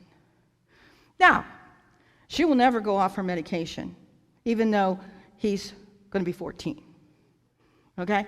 Because she doesn't want to get that sick. And that's a choice. You don't have to do that. You go with your doctor and you work with your doctor. Okay, let's see. Mental health problems or physical mental health or physical health problems. Let's read this together, everybody. Here we go. I will always think, say, and act in a way that conveys physical illness includes mental illness, and mental illness includes physical illness. The head is connected to the central nervous system, and the central nervous system is connected to the head. Therefore, the physical body includes both the head and what holds it up. The brain is a physical organ that requires medical treatment when something goes wrong. I will show compassion for someone experiencing a brain health challenge. I will work every day to maintain my brain health. If I recognize a problem, I will reach out to a medical doctor right away. I have every student read that just like I did with you, okay? Then, this is our healthy mind, and this goes pretty fast, okay? So now I come back in a couple weeks later, and we do this. And a healthy mind is a happier, healthier life, and the importance of brain wellness. They're going to learn mental health problems or physical health problems, common myths and facts of mental health problems, causes of mental health problems, and risk factors. And people get that mixed up. Why am I not getting there? Stages of a mental health problem, normal development versus a mental health problem, and how to get help. That's what you're going to learn with this PowerPoint presentation. Now, today we'll be focusing on mental health challenges, and there you have quite a few of them. And I think when you look at that, anyone will say, I've had one of them sometime, somewhere. We need good coping skills to learn how to handle these so we don't get very, very sick. And they're available. They're available. Okay, a mental health problem covers a broad range of disorders that can affect a person's thought processing, their social interaction, and their emotional function. However, it's a physical condition, right? Myths and facts. Let's do this together. Myth or fact? Only people who grew up in a dangerous, abusive, or poor family and environments that are bad, poor environments, struggle with a mental health challenge. Is that a myth or a fact? Put your thumbs up for this, true, and thumbs down for this. Okay, let's see what it says. It's a myth. Anyone can experience a mental health challenge, just like anyone can get the flu. regardless of age, gender, orientation, wealth, race, popularity, intelligence, etc., you can get a mental health problem. And you don't really need a trauma to cause it either, okay? I know a family that every 19-year-old in the family gets it when they turn 19. I don't care. They're doing everything. They're doing great with their grades. They're doing great with everything. And all of a sudden they turn 19 and something goes wrong. Okay? Here we go. Myth or fact, people with mental illnesses are dangerous and violent. Okay. Let's see what it says. Myth. People with mental illness are more apt to be victims of violence than perpetrators. They can't function optimally, and people take advantage of them a lot. Myth or fact, psychiatric medication changes your personality, turns you into an emotional zombie, or doesn't work. Myth. Let's see what it says. Myth. I have to look up here. Psychiatric medicine treats mental health problems, which are physical health problems. It helps to restore you to who you were before you got ill. Similar to taking medicine to relieve a headache, you take medicine to restore your mental wellness. Just like other people respond better to aspirin, while others respond better to Advil, you may have to try a couple different medications, and you don't give up. The only way to recover from a mental health challenge is through medication. Okay, let's see. Myth. The treatment for mental health challenges are individualistic. They're not group, meaning each person's recovery will look different. While medicine followed by therapy is the gold standard. Did you see what I just said there? I could tell you. But you may also be able to find relief in alternative treatments. Once on medication, therapy is encouraged to learn how to manage your condition. And quite frankly, I get called all the time by organizations, oh, we have this wonderful program for college students. They can pick their own therapist just off their phone. They can, college students, they need help a lot, and they can just go into their phone and find a therapist and go to a therapist. Will you support us? Will you endorse us? Can we use your logo? I said, you know what? I think what you're doing is really good. And if you can guarantee me that you are requiring your therapist to tell those students that they need to see a family doctor within the first 3 visits of their therapy, we're with you. I never get a call back. I never get a call back. I had a daughter who got sick, and the counselor at the college counseled her, never had her seen by the psychiatrist. By the time she called home, she was very, very sick. I can only imagine how much better she would have been if she would have had the psychiatrist observing her and giving her some medication to take instead of waiting with the therapist that thought she could solve all the problems. I did have a talk with the therapist afterwards, and my daughter's great, but this is not, you do not want to deviate from a gold standard anymore, okay? See a doctor. You could have a thyroid condition. You could have diabetes. You could have a brain tumor, right? What causes the mental illness? Now, I want you to look right there. I have the red button on. There it is. This is the cause. Biophysical, genetics, brain trauma, chemical imbalance. Do you know 1 in 7 women have either perinatal or postpartum depression?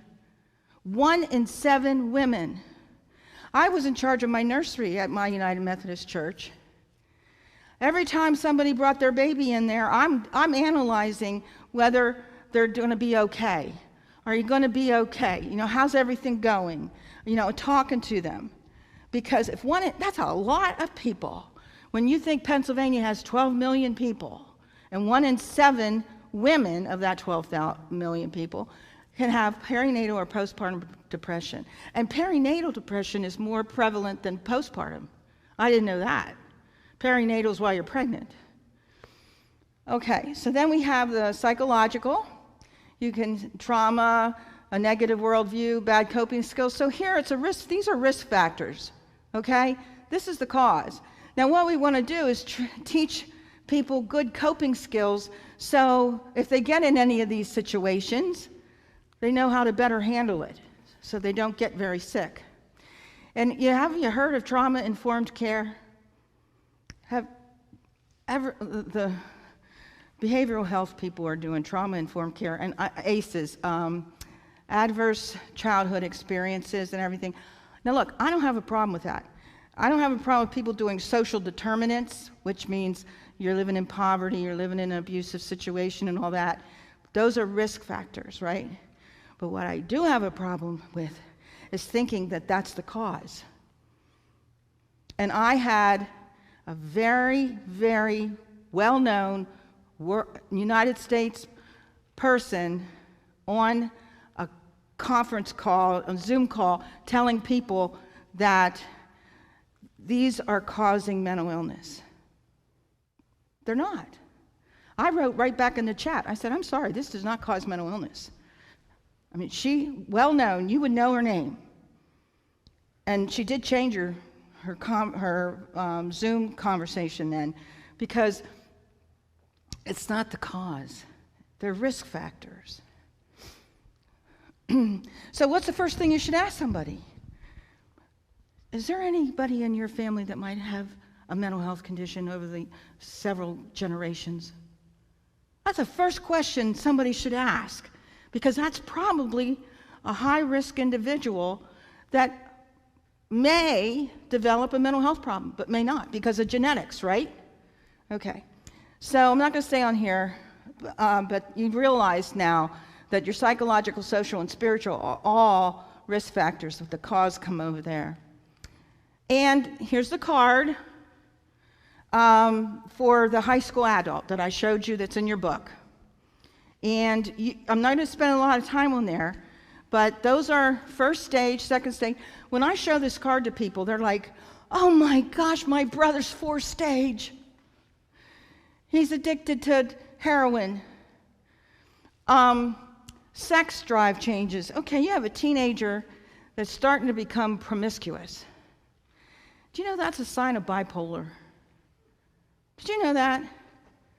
They're not out there just getting satisfaction.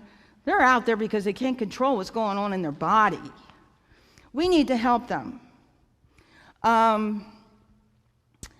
Suicidal thinking is stage 4. I think you'll agree with me that we should be teaching this across the United States and really across the globe. By the way, people can join us. You can become a champion. It's in your book. I'll tell you a little bit more about that. I'm getting people signing up from Russia. During the epidemic, I asked my digital manager to take the globe and then put HOPE in it. Hold on, pandemics end. It's the graphic is the globe, H period, O period, P period, E period. Hold on, pandemic ends. And we sent it out social media. It went across the globe. We had people from Iran. We had people from China. We had people all over the globe that liked that graphic because it said so much. Okay. I give that credit to God. It was my idea that came from God, okay? All right. So now we tell them in this second PowerPoint presentation how to get help. There's certain steps. Speak to a trusted adult. Okay? I'm not feeling really well. Something's wrong. I don't know, but I'm having trouble focusing on my work. I don't know what to do. And, then somebody that might be a mental health first aid instructor or a first aider could say, well, maybe you should go to the family doctor and take a screening. Because they have screenings. We have a screening back there that our neuroscientist researcher from Yale University created for us because I said I want one that's for early detection. And so it's back there in a container standing up. And so we sent that out as a gift to the American people on New Year's Day in 2019. And I've had calls about that from doctors saying, how do I get that? I said, well, you just go in on a resource page and click on it and print it out. So doctors don't always know that. Okay, so step 2, you get a scheduled doctor's appointment. Now I tell people, you know what? It's so hard to see a psychiatrist that schedule an appointment with a psychiatrist because it'll be 3 or 4 or 5, 6 or 7, 8 weeks out. But go to your family doctor. If you don't need them, you can cancel it. Trust me, they can fill that position. So don't wait. Make that appointment with a psychiatrist, but family doctors can actually treat early onset mental health problems. Step 3, follow your treatment plan with monitoring it. Take your medication. Don't stop it cold turkey. It's going to not be good for your health. If it's not working, tell your doctor. Work with your doctor. You're in charge. The doctor will work with you. If the doctor thinks he knows better than you, then it's not a right doctor. It takes both of you. It takes the professional and the individual to say, what you put me on is not working. It's making me have these wild thoughts or something. Be kind to yourself, and recovery takes time. Just because you got a pill doesn't mean you're going to be better in a week. It can take several weeks, okay? Make an appointment with a therapist. That will help you. I know one person was sent to the therapist after they were diagnosed by the physician, and the mother wasn't too happy about that, and so the therapist came out and said to the mother, I hear you don't like therapists. And the mother said, yeah, this is a physical problem. She doesn't need a therapist. And she said, I'm not trying to analyze her. I'm giving her ways to cope with the fact that she now has a major medical condition and she needs to cope. Oh, do it. Okay? All right. Step 4, self-monitor and develop support systems. Very, very important. Learn more about your illness. Remember, negative thoughts are a symptom of the disease. If you have somebody that's always negative, that's a sign. And especially a postpartum woman, I'm a terrible mom. My kids would be better without me. That's not true. But that's their reality. So you have to educate them and say, negative thoughts are part of your disease. Can you trust me? I've never lied to you. Can you trust your husband? Can you trust that we know that you're a wonderful mother and that you just have a medical condition that needs to get solved? Okay? There's ways to handle this in a much better way than any of us have ever known before. Feel better. Okay? Talk therapy does work, but make sure you're being overseen by a physician or a physician assistant or a CRNP, certified registered nurse practitioner. They can prescribe medication. Other people in Pennsylvania can't. So if you go to a psychologist, they can't prescribe medication to you. All right? So I'm a believer that medication works. And someone says, oh, we're all over-medicated. I'm thinking, I don't know if that's true or not. I know we have 1 in 5 people before COVID that suffered from a mental health problem. And if they need a pill to make them be able to have a better life in their family, be more whole and healthy, I have supported the medication path. All right, here's our resources. They're in your book. Okay? Beth has done an outstanding job, so you don't really have to write this down. 211.org is very good for finding out mental health resources, or you can call 211. It seems to be now all across the United States. And then we say at the end, hold on, pain ends. Hope. So that's the end of our 2 presentations. And this woman never, ever was in the mental health field, but she came up with one of the best quotes, because that's what she does for a living. And she came up with, never give up on someone with a mental illness. When you replace the I with we, what do you get? Mental wellness. These people can't help themselves. They need help. If somebody falls in a restaurant and falls down and something's happening to them, people go to them, right? If somebody starts talking to himself in a restaurant and acts crazy, people run away from them. Don't do that. That's why we have mental health first aid. You know how to handle these crises. There's our information, and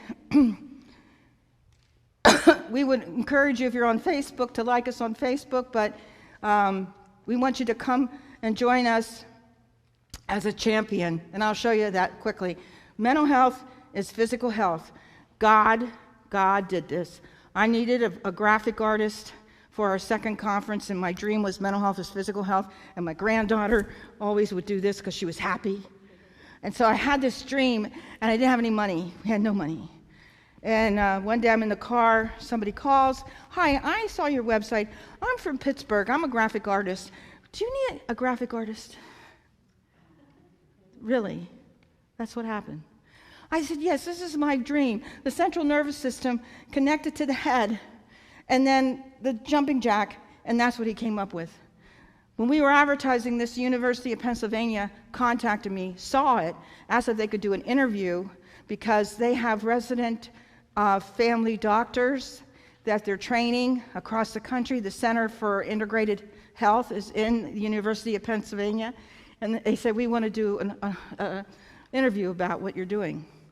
And they sent it across the United States to all their students learning how to be general practitioners.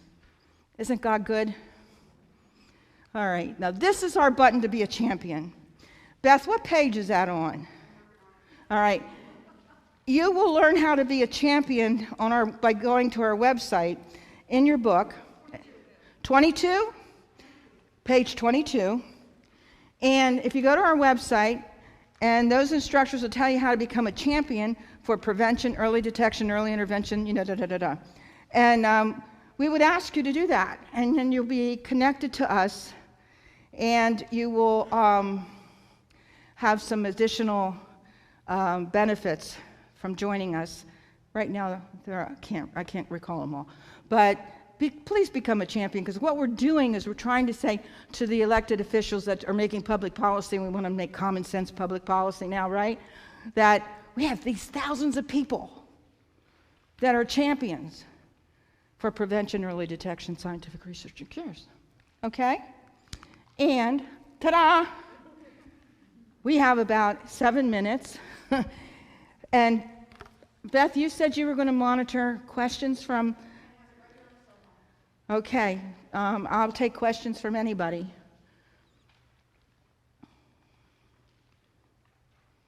Yes? Do you know Joyce Davis? Well, Joyce Davis is the one that did the interview for the Facebook Live 1-hour interview. Wonderful. I really like Joyce. Wonderful. Yeah. We need to make sure that she can help us all across the state of Pennsylvania to lobby our legislators for the legislation. Please.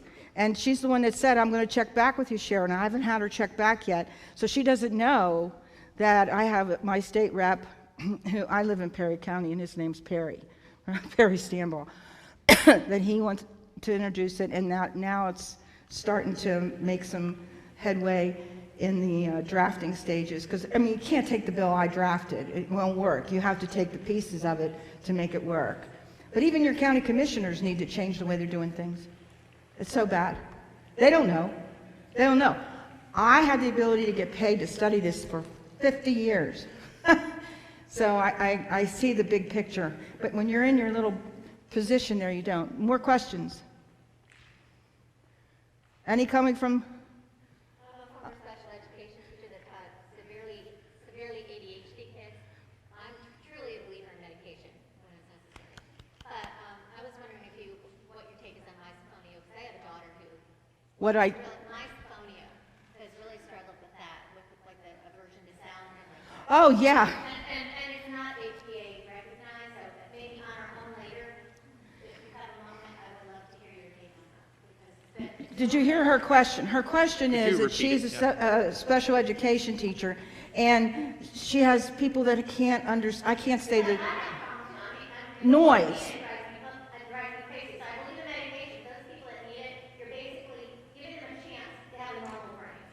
Correct. So, and it frustrates me when people can't accept that that's something that's right, because it's not fair to begin with. But then I have a daughter who has misophonia, which is not recognized as psychological. And I can't say that name. Misophonia. Misophonia is aversion to sound. Aversion, and a lot of autistic children have that. It has caused her, she's not autistic,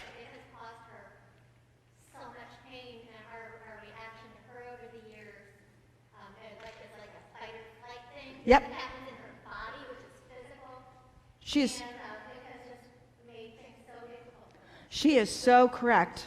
It is more profound than you know, and it has created so much stress on people that shouldn't have to have that little bit of stress because individuals don't understand what's going on. And I mean, I see that it's an uncaring, hateful person as a result. yeah, So I'll talk to you privately about it. well, right, and we need to get that out more. And what I want to tell you is that there's people that you might be sitting and eating with that can't stand to hear you eat. Okay? That's a it's a physical problem, something's not right. They don't want to be in crowds because they can't stand, there's so much that goes on that we are not helping people with. And we need to. My mother was grandmothered into special education when she was an elementary school teacher. And I have a deep empathy for what these individuals have to go through because there's not enough of understanding by the rest of the world on what their conditions are. If you wouldn't treat somebody with cancer very right, you wouldn't treat somebody with cancer badly, would you? Well, is there another question? Yes. I'm just wondering, a lot of this knowledge is contained in the integrative medicine outfield and functional medicine when you get to root cause. You don't find it so much in allopathic medicine, which treats the symptoms after they occur. So is there any, do you work with some functional medicine at all for advisement, or is there any way to integrate the two schools? And I know there's people listening from home and they may not have heard what she said, but there's two different fields of treatment and thought on things. And the mainstream healthcare system is not basically treating the whole individual because they're missing out on the emotional side. The whole body, the gut creates mental health problems for people. Which is basically how we eat and how we Right, and now we have that on our website. And I think the University of Penn, we have people now that are really learning from what we have. Our neuroscientist researcher does a lot of blog articles and things, but keep in mind we're an educational group. We don't provide services, and we're just trying to get that message out, and there's so much more that needs to be done, and we're working on I haven't been paid in 5 months, and I don't even want to be paid, but they said I needed to be paid because we need to be professional. Well, this board, we're a diverse board. We have psychiatrists, psychiatric nurses, and everything. But just to let you know, Australia is way ahead of us. Okay? Our online group, and they say, besides becoming a champion, what do we do? Education is great, but what can we put into action in our communities? Well, that's a very good question.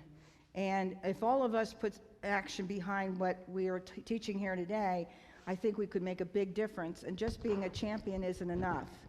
And so I think basically on one-on-one is correcting people using improper wording. We actually give our logo out to people that are writing books, and if their book is written semantically correct nowadays, because the book market is full of using improper terminology, so we can have people use better terminology. I think you can go into our website on resources. We have a call to action there, and you could put in suggestions on what you think we should be doing to change what's happening in the world, in the country, in regards to people that are suffering from mental health problems. And those are suggestions, and people can go in there and see them. And you need to talk to your elected officials. And quite frankly, right now this world is upside down. All right? So we have to pray for Australia. I don't know if you know what's going on in Australia, but they've been taken over. They don't have their freedom anymore. Go ahead.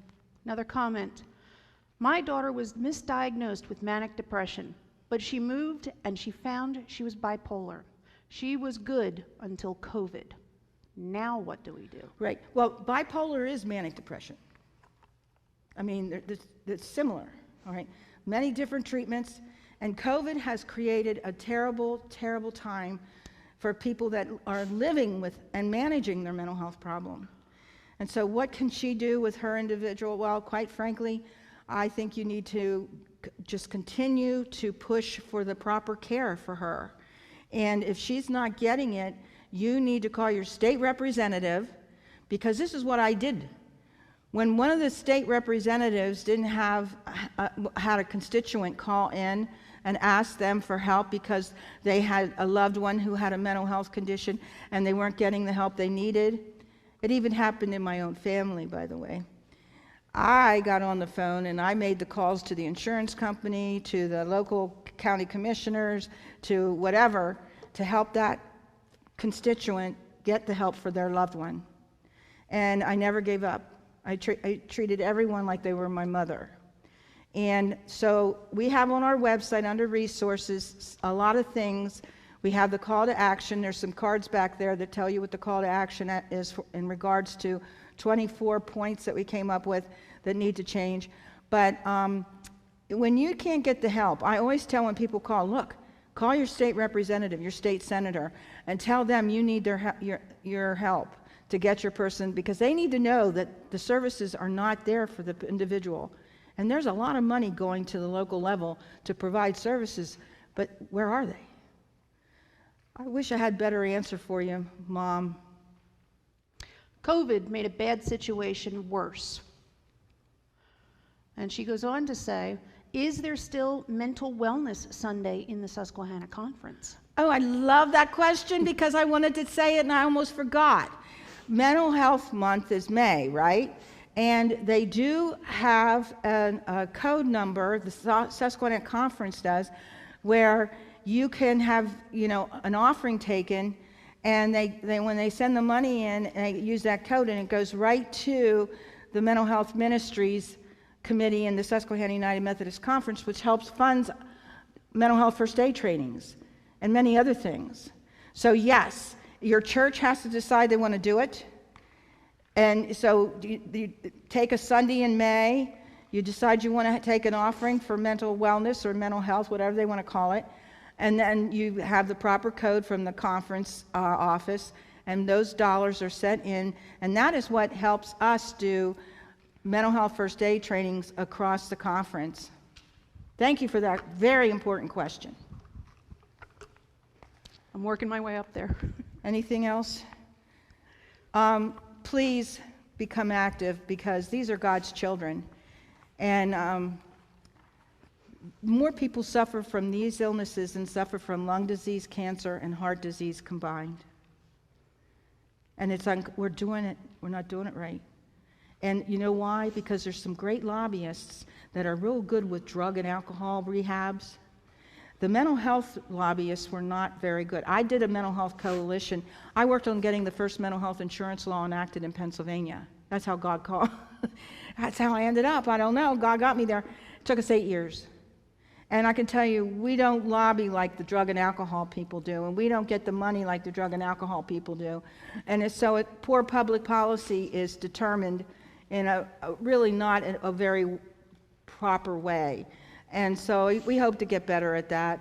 And yet we can get better at that when you call your state rep and tell them, look, if you're going to give money to drug and alcohol, you're going to give money to suicide prevention, you're going to give money to social and emotional learning in the schools, you need to cut out a portion of that. It doesn't have to be much, 2%, 3%, and do public education for prevention, early detection, early intervention. And that's part of the bill. Thank you.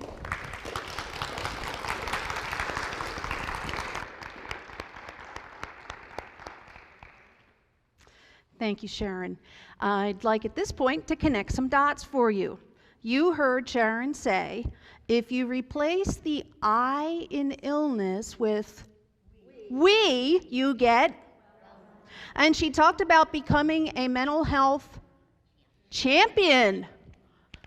Championing mental wellness. Oh, I get it now. We are going to take a 15-minute break now. And that's to allow everyone in here a chance to run and use the restroom. This exit door to my right, your left, leads right to the restrooms, and there is men's on one side, women's on the other side. The only two guys in the building are sitting in this room, so we'll sneak into the men's room and use that one too right now. So take 15 minutes, guys online, take a break. Brad's going to put up a countdown presentation, and it will tell you how many minutes we have left until we come back, and we'll see you in just a few.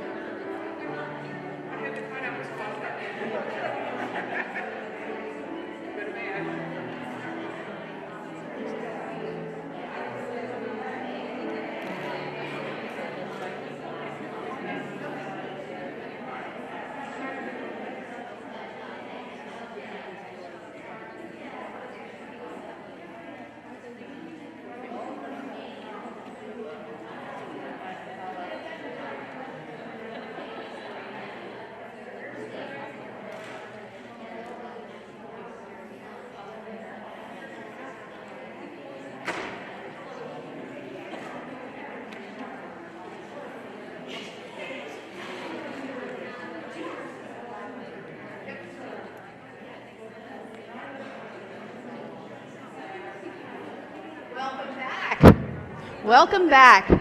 If you can find your seat, please, or at least keep it down to a dull roar until you find your seat. We want to make sure that the folks online don't have competing noise to listen to. So, from the flash drive, Brad, part 2. All right, Sharon said it's in your book, and it is, but I'm going to go over it anyway. If you look on page 22, how to be a champion for mental wellness, you simply go to the AmericanMentalWellness.org site, and you can see the red circle over on what will be the far right side of the page. It says champions. There's the enlarged view, just in case you doubted it said champions. There's a down arrow next, or a down caret next to the word champions. You click on that, a little drop-down menu appears. You click on Become a Champion, and it takes you to an information page that tells you what champions are and the benefits of becoming one. The brief mention we had of the Mental Wellness or Mental Health Sunday and the offering that can be taken. The conference has a cooperative agreement with the American Mental Wellness Association that they will help offset the cost for United Methodist Church members to participate in a mental health first aid course. There are multiple varieties of mental health first aid courses available. One is for adults. Those of us who go into United Methodist churches to teach courses, we add a spiritual component in it because that's how we all personally want to learn to deal with mental health, with the spiritual component. And studies have shown that those people who believe in God statistically do better in terms of recovery and are more resilient than those who have nothing to believe in. It's called passing the buck. You can pass the buck up. Okay, God, I have this issue. I don't know what to do with it, so I'm going to give it to you. Imagine what it would be like not having that kind of hope.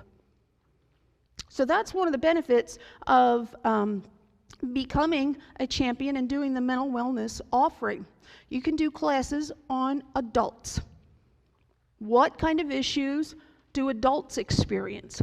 You can do mental health classes that are specifically designed to look at what the youth are experiencing.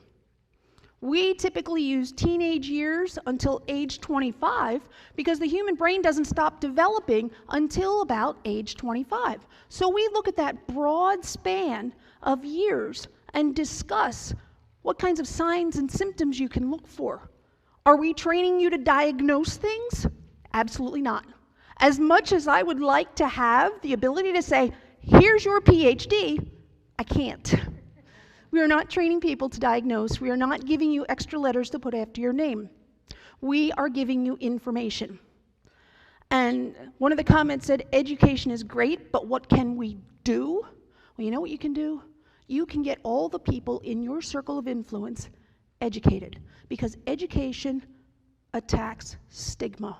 And the less stigma that you have in your immediate community around mental health issues, the more likely it is that you are going to be able to facilitate mental wellness. One of the individuals here mentioned earlier about people negating the benefits of medication. And that is very, very true in the church-going population. Oh, I don't need medication. God's going to handle it. Is he capable of handling it? Sure he is. But what if, for instance, he gave scientists the ability to develop a medication that would handle it? Imagine that. It's like the guy who said, God, there was a flood, and I asked you for help. You remember that story? And a guy came by in a canoe. Can I help you? No, I'm waiting for God. He's going to handle it. And then a guy came by in a power boat. No, I'm going to wait for God. I don't need that one. And then at the end of the scenario, God says, why didn't you get in the boat? Well, because I was waiting for you to take care of it. Hello? I did. Okay, I'm getting adjusted. Sorry, guys. That's okay. We got to deal with technology. Sometimes it takes a minute or two. So, as you can see, I've developed some passion about this over the last few years. Adult, youth, we can talk about the older adults, senior citizen population. Do you know what age category of individuals have the highest rate of suicide in the U.S.? The elderly. Why? Why? I don't want to be a burden to anybody. My spouse died. I don't have anybody left. I don't have any what? That four-letter word we've been using. Hope. And so that's what mental health first aid classes do. They empower you with the ability to give hope to someone next to you. So once you scroll down to the bottom of the page, you click the next button, you have the ability to put your information in and sign up to become a champion. And it gives you access to a whole community worldwide of other mental wellness champions and the latest research information. If anybody has any questions on that, please feel free to let me know, let Sharon know. We can help walk you through the process. At this time, I'd like to play a Legacy Fund video courtesy of Judy Kennedy. Good morning, United Methodist Women of the Susquehanna Conference. I look forward to this opportunity to talk a few minutes about something that's very important to me, and that is the Legacy Endowment Fund. I know you're probably getting sick of hearing about it because it's been going on for a long time, but it's something that is important to the work of what we do and being in ministry to women, children, and youth, and it's something that's going to go on for a long time. To refresh your memory, in 2014, United Methodist Women took a bold and courageous step when they decided to embark on the Legacy Fund campaign, setting an amount of money that they wanted to raise to $60 million. The figures at the time showed that that's what would be a good amount as a permanent endowment to ensure that the work that we do will go on long after we're all gone. It was to be a 5-year program with the thoughts that perhaps by 2019, we will have raised or come close to raising that amount of money. Why 2019? Well, that was the year that United Methodist Women was going to turn 150 years old. And we were going to have a big celebration and celebrate our years of service, celebrate what we hope to do in the future, and to celebrate the legacy that we were establishing with this fund. Well, we had our celebrations. We had a good time all across the nation. And unfortunately, we didn't quite reach our goal. But being bold, courageous women, we decided to continue, and we'll work forward to the day when we do reach the goal that we have in mind. I do have some good news.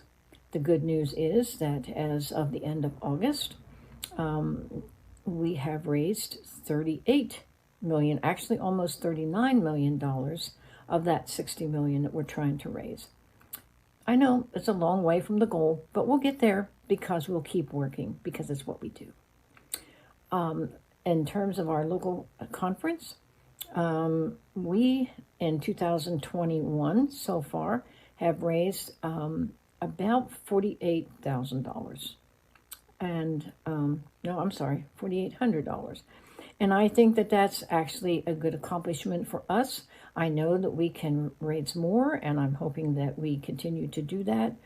But sometimes when we look at our dwindling numbers of members and units that are disbanding, and we kind of feel hopeless, we need to look at what we do, what we do accomplish, And to say that our conference has raised that kind of money sounds pretty good to me.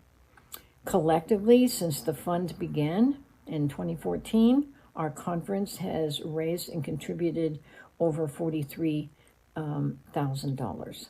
So we're doing our part, but we need to continue to do our part and to recognize that it takes all of us working together, not just one of us or two of us can raise that kind of money, obviously. So what I want to talk about is a couple of ways that we might do our part to add to these numbers and make them grow and get us closer to our goals.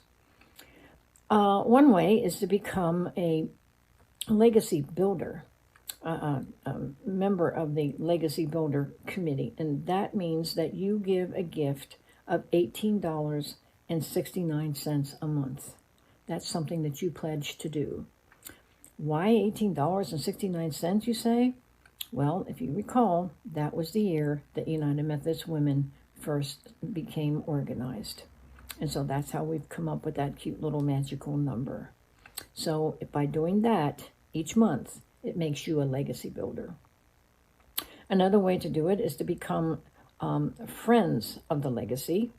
And to become a friend of the legacy, you agreed to make a pledge of $5,000.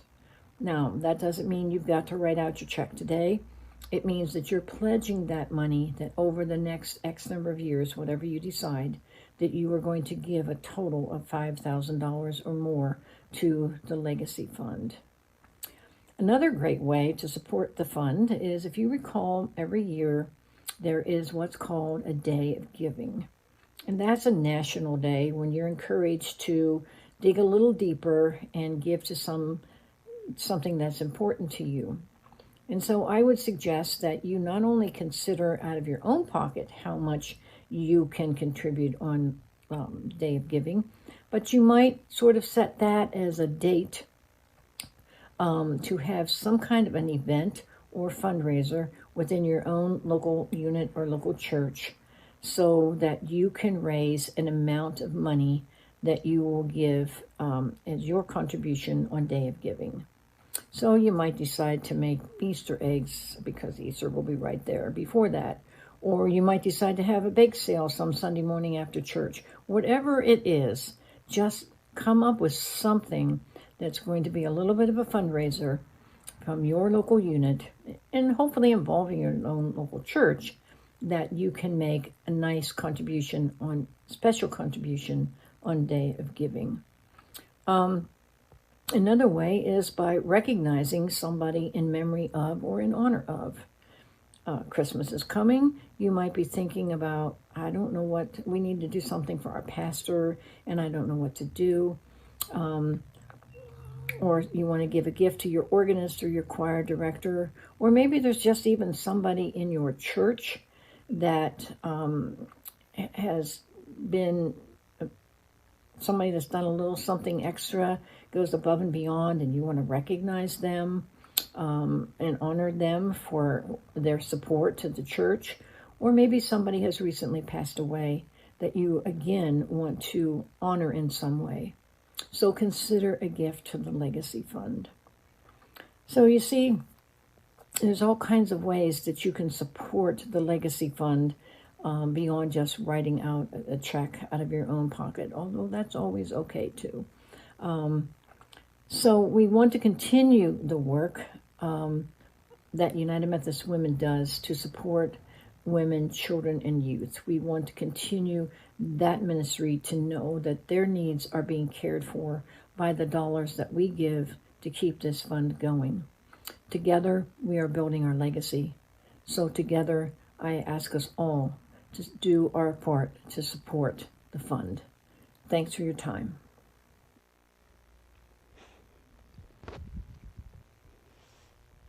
Thank you, Judy. If you turn in your book to pages 47 and 48, there is additional information about becoming a legacy builder. We're back into the slide presentation.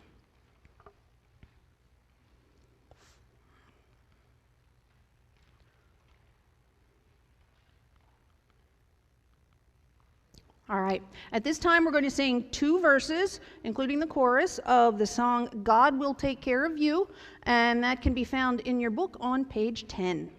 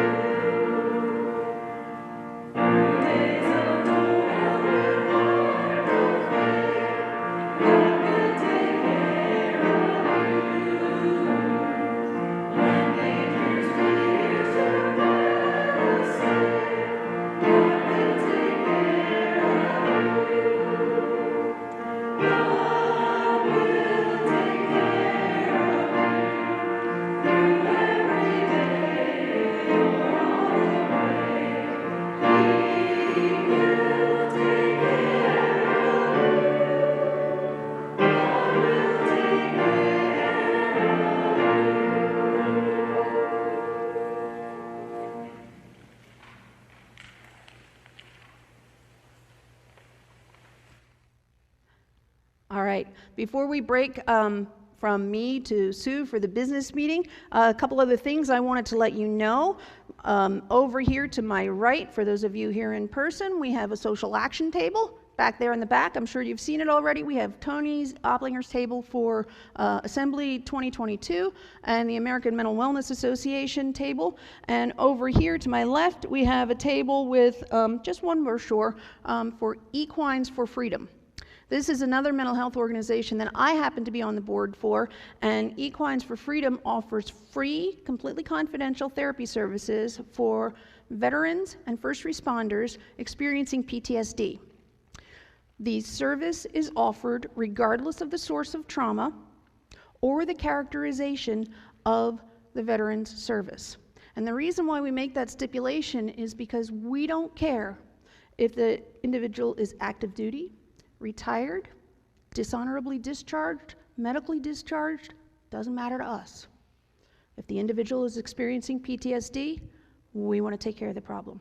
And it's a pretty neat program that uses EMDR therapy, which is eye movement desensitization and reprocessing. And I can explain it more to you if you'd like to speak to me when we break at the end of the day, or hit me up on email. And the reason that the horses make this particular program so special is because horses, A, are pack animals, and B, when it comes to prey or predator, horses are always the prey animal. And so horses need to be aware of their environment at all times. And in this particular therapy modality, the horse chooses the patient.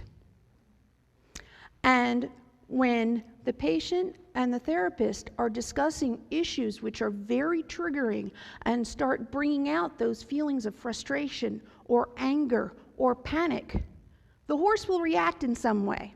Generally, being prey animals, they may run away. They could be standing there quietly grazing for an hour and a half, and suddenly, boom, off across the pasture. And that reaction tells both the therapist and the individual undergoing the therapy, help, something happened here, the horse picked up on something, okay, let's back up and unpack that.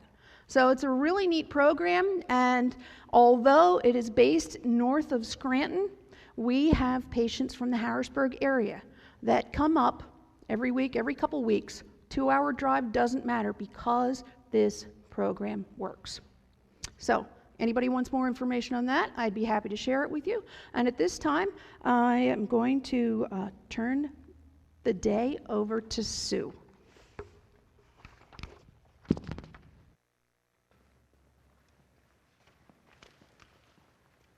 Okay, thanks so much, Beth. I am so glad that you guys have all chosen to be with us here today, especially with the condition of things, you know, and the still the masking and all that stuff. And I know units are struggling, and I just want you to know that you're not alone. And we want to encourage you, and we want to be there to support you. So please let us know if you need anything. I first of all wanted to have us say the pledge together. And it is in your booklet on page 2. This is our purpose. This is what United Methodist Women is all about. Just join me, please. The organized unit of United Methodist Women shall be a community of women whose purpose is to know God and experience freedom as whole persons through Jesus Christ, to develop a creative, supportive fellowship, and to expand concepts of mission through participation in the global ministries of the church. I also then would like to take a moment to recognize and welcome the past presidents that are here with us of United Methodist Women. And we do recognize on page 29 in your booklet, you will see the names of past presidents of the Wyoming and Central Pennsylvania conferences as well that now make up the Susquehanna Conference. So I'll start at the top of the book. Kathy Berkey is here. Thank you for being here. She was the immediate past president right before me. And there she is. If you need to know, there she is. And then right in front of her sitting is Tony Opplinger, who was the president right before her. Okay, and then Jean Rupp was the next one. She was not able to be with us, but she sent a card, and so I just want to read this quickly. I said a prayer for you today, and know God must have heard. I felt the answer in my heart, although he spoke no word. I didn't ask for wealth or fame. I knew you wouldn't mind. I asked him to send treasures of a far more lasting kind. I asked that he be near you at the start of each new day, to grant health and blessings and friends to share your way. I ask for happiness for you in all things great and small, but it was this loving care I prayed for most of all. And that's an anonymous quote. She actually wrote, thank you so much for the invitation to attend the annual day for the conference, the annual day. It is such a privilege to be a part of the Susquehanna Conference and their special activities. I am going to have to decline your request this year. Hopefully next year will be more open for me. Thank you. Jean A. Root. And we have sent out invitations to all past presidents. So unfortunately, we have the two here. I will mention, if you go way down the list, Judy Kennedy was also a past president who just spoke to you. I just wanted to mention that also. Let's see. Okay. Next, I have to see what page this is on. I was just going to mention the Mission Today recognitions. We're not going to read through them. See which page that's on. What is it? 43? Okay, yeah. The Mission Today lists, and this is that something units can do to just kind of have a guideline of how they're doing mission. And you have to remember, this is the Mission Today units from 2020, because 2021 is not done yet. So people that earn the Mission Today, either the ruby, the emerald, or the diamond, they are recognized the following year of whatever they have completed. So same is true of the 5-star units. And I think Tony's are you gonna say something about them? Okay. So the 5-star units are on page 41 and 42. It's the same way. These are the units from 2020. And you need to just, the 5 stars are the 5 channels are giving, and there's an explanation in there of what that is, and you can read over that. So next, I'm going to recognize the outgoing officers. And let's see. So I'll call up Mary Jane Jones, who is our chair of nominations for the past 2 years. And she actually took over chair of nominations after I left. So thank you, Mary Jane. And let's see, Flo Waybright, is she here? Okay. We had a recognition for her because she was on the nominations committee, and she's going to go off the committee this year. And then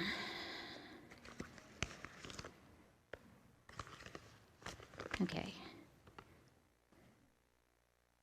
So the pin is for you and Mary Jane. I didn't give Mary Jane her pin. I thought, what did I do? But there is a pin I needed to also give to Mary Jane as an officer going off the team, and Tony is going to get one as well, because Tony has served the past 2 years as treasurer, because she's at her limit now, because she served 4 years sometime before that, and they increased the tenure to 6 years, so now she's really done. So, okay. She just said, praise the Lord. Okay. Did you want to come up for it?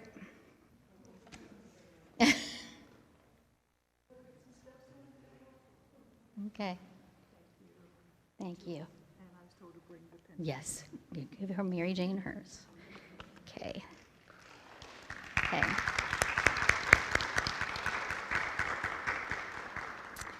I also want to recognize that we have really relied a lot on appointees, because where people have a tendency not to want to be elected to a position, and many of you have talents that I know you can use, and if you don't want to make a commitment as an officer, you know, we can often use you as an appointee to help us accomplish a specific task. Mary Jane's going to be presenting the nominations, but I wanted to just mention that we have an appointee who was registrar, Annette Steger, is going off this year. And so I just wanted to mention her because as an appointee, not an officer, I just want to make sure she got recognition for that. And did I miss anybody else?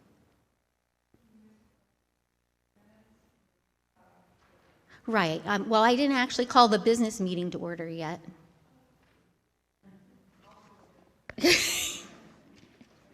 But I was just saying, were there any other appointees I missed that we needed? I think we're good. Okay. So I'm going to get out my official gavel.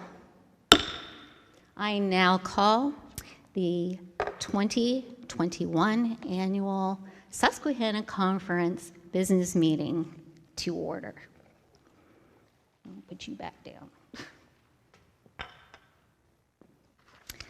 Okay.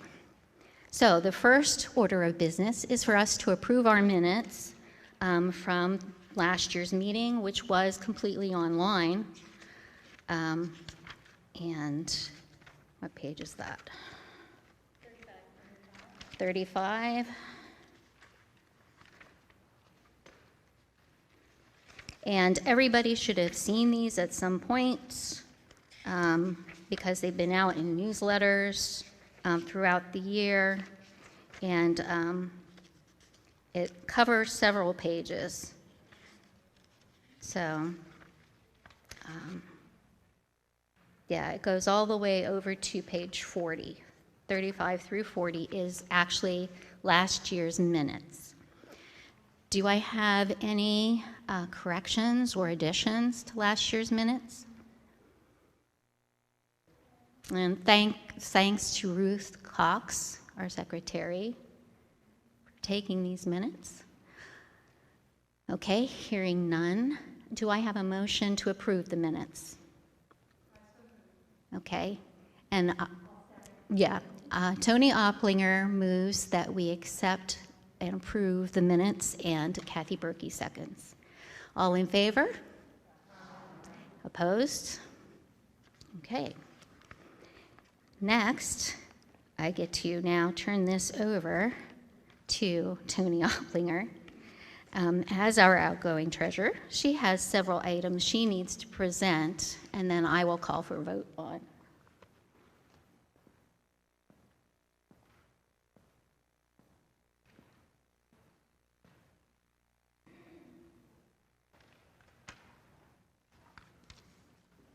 We're going to start near the back of your book, or at the back of your book, page 54 with the treasurer's report. It needs a little bit of explanation. According to our standing rules, we're to start the year with $15,000. And you can see the beginning checkbook balance was over $30,000.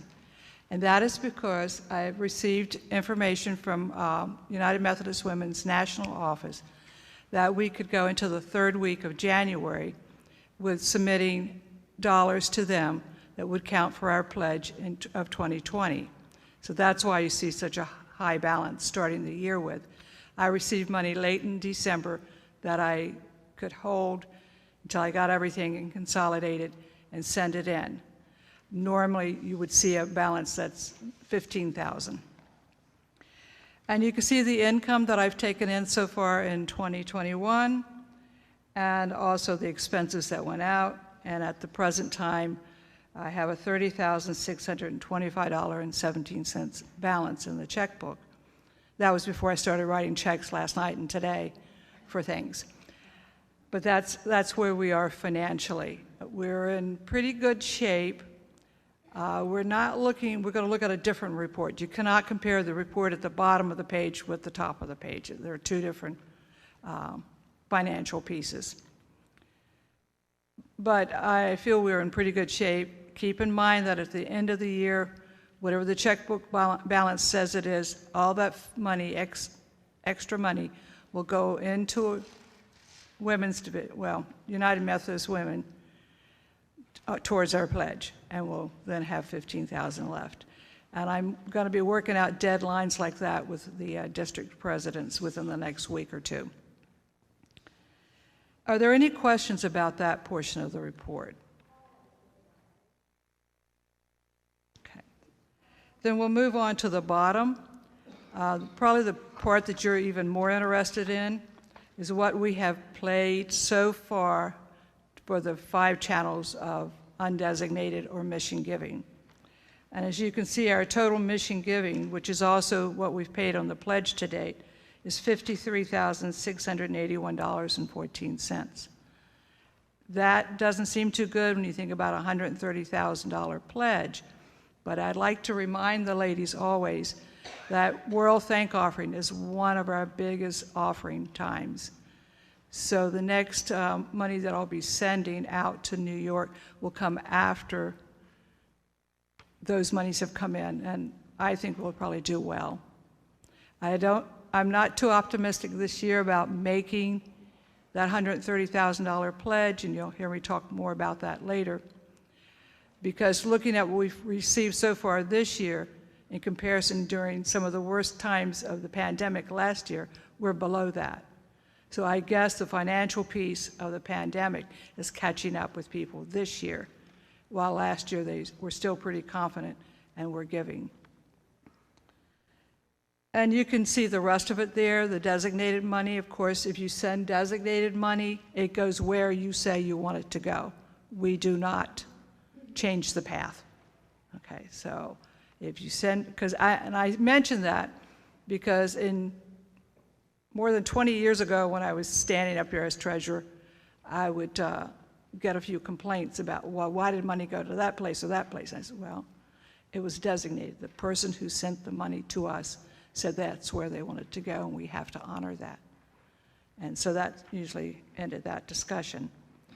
Are there any questions about the rest of this treasurer's report before Sue accepts it to be filed for audit? Okay, let's see.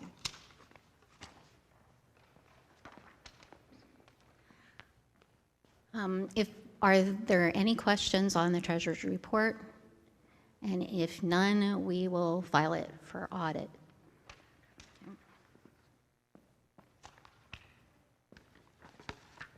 Okay, if you turn to starting on page 30, you will see the proposed budget. This budget was worked up with the aid of all the district treasurers and also with some of the executive committee that sits on the finance committee. This report, proposed budget, went out in the annual mailing. So hopefully, if you didn't personally receive the annual mailing, that your president or your treasurer of your unit has shared that with you.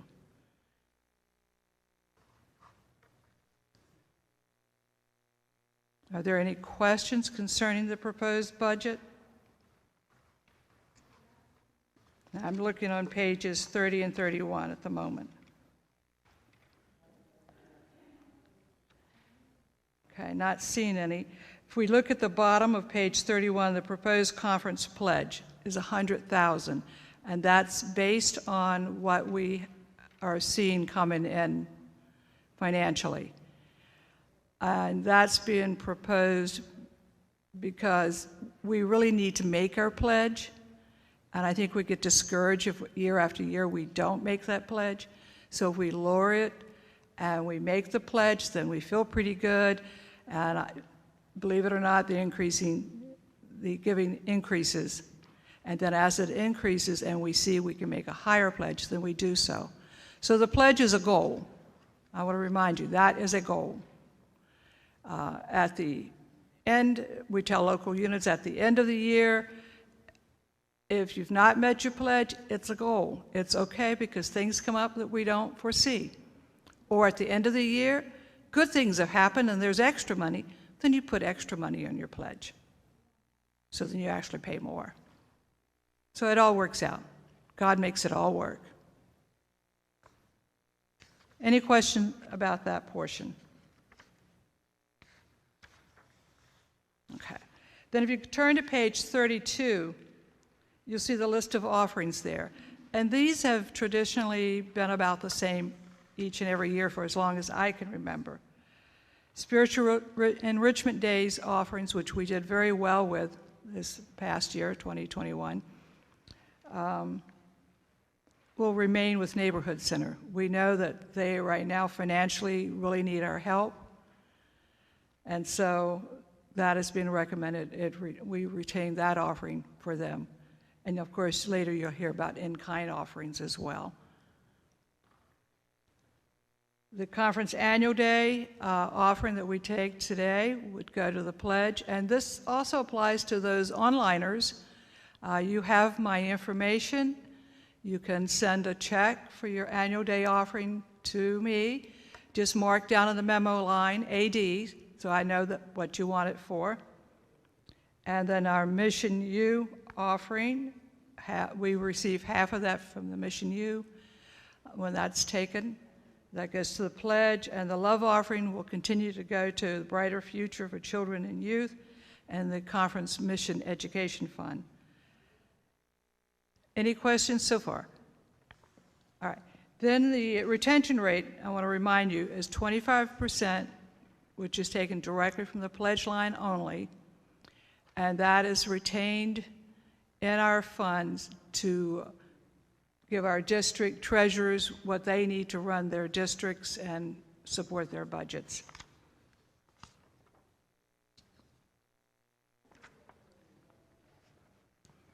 Okay, we will take these in 3 separate motions. So first, do I have a motion to accept the proposed budget for 2022?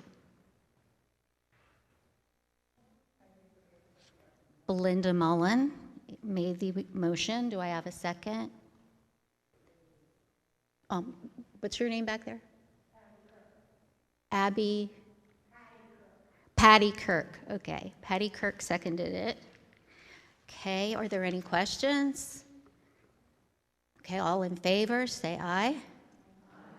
Opposed? Okay, that has passed. Now let's take the pledge.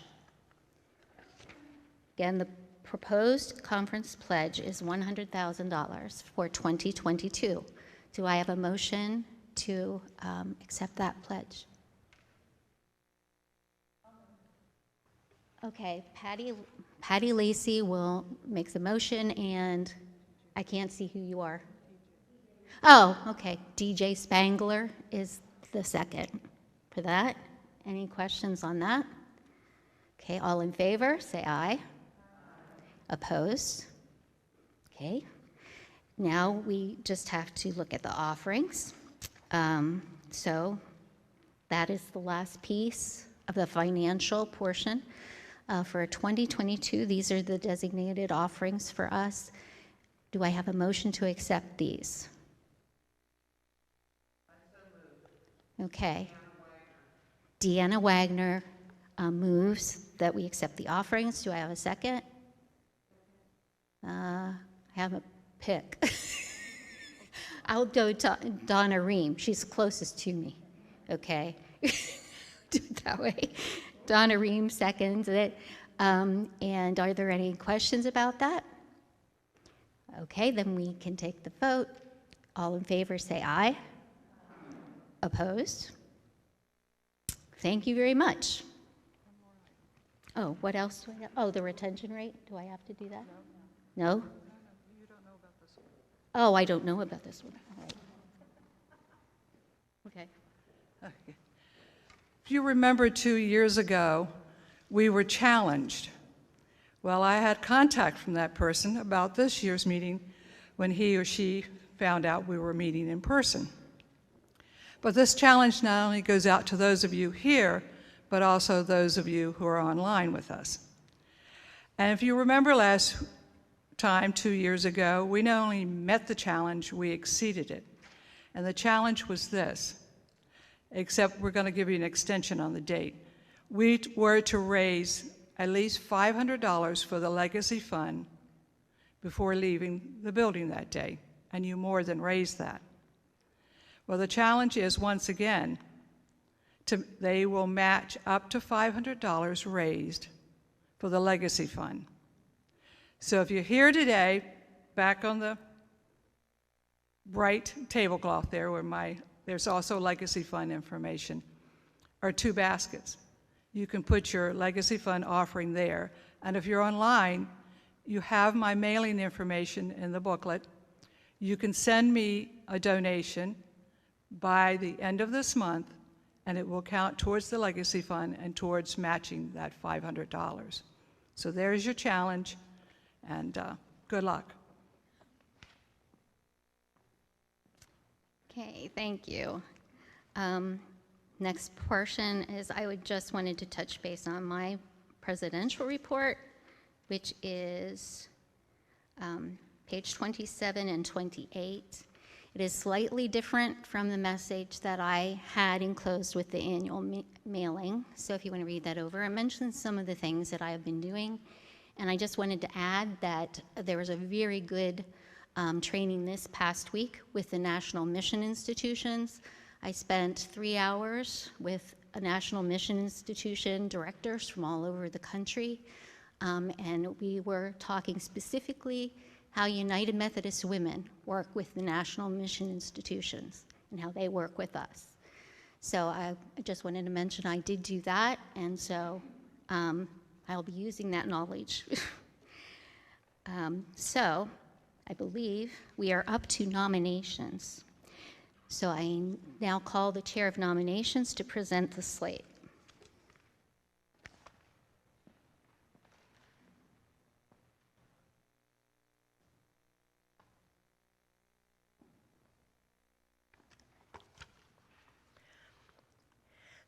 I would like to thank all of those who have agreed to serve in the leadership of the Susquehanna Conference for 2022. And I also want to show appreciation for our current present leadership, and they will be continuing on, for their outstanding leadership, their leadership skills, their technology. It just blows my mind, all the things that they can do that we have seen this morning here exhibited. We certainly have a great, great leadership team for the Susquehanna Conference working for United Methodist Women. The report of the Committee on Nominations is on page 33 and 34 in your booklet. These officers for 2022 are President Sue Riesinger, Vice President Elizabeth Kostanek, Secretary Ruth Cox, Treasurer Belinda Mullen, Mission Coordinators Spiritual Growth Gretchen Mackey, Communications Coordinator Diane Gear, Chairman of the Committee on Nominations Carol Leininger, and the Committee on Nominations, Class of 2022, Lori Hofnagel and Elaine McCurdy. Class of 2023, Darlene Cooley. And Class of 2024, Allison Francesco and Judy Tanner. Thank you. Thank you, Mary Jane. Thank you and all your team for the nominations. We have such a great leadership team because of the nominations committee and the chair, and they've just done a fantastic job. So I will call for any addition motions from the floor. We did not receive any motions prior because we had an opportunity for people who were not going to be here to make nominations if they wanted to, but we received none. So I just will present each one of the offices first to see if we have any further nominations. So President is Sue Riesinger, myself. Is there anybody else you would like to nominate?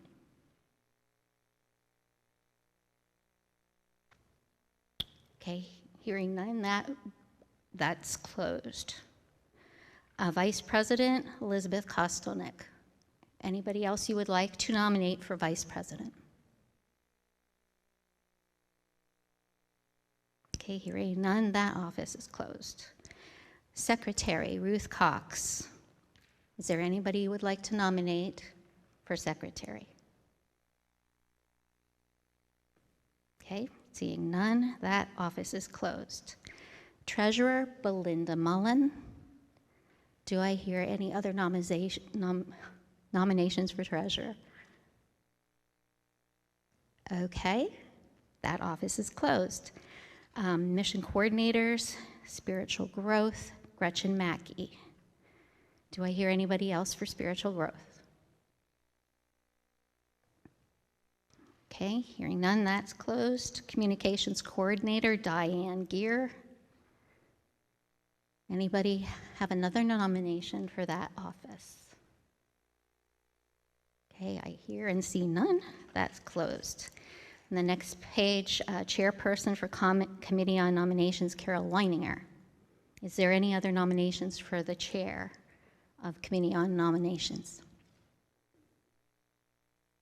Okay, hearing none, seeing none, that is closed.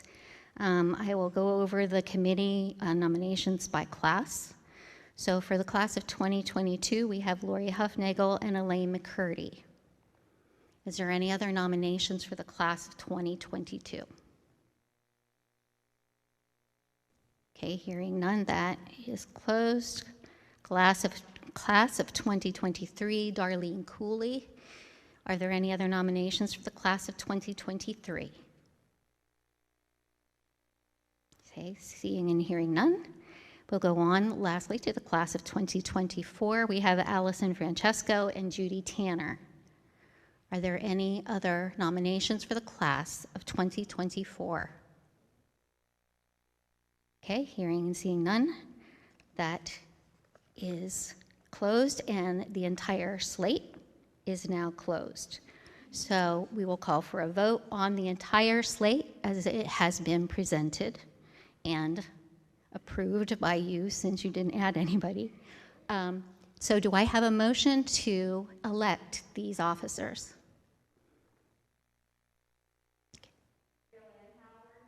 Joanne Howard made the motion. A second. Glenda Shepard seconded it. Are there any other questions? Okay, ready to vote. All in favor, say amen. Amen. Opposed? You can say something different. Thank you very much for your help in getting this business done and the approval. I did want to also mention that I had mentioned earlier about Annette Steger not being available to be appointee for registrar. We do need somebody else for that position. If anybody here today would like to help with that,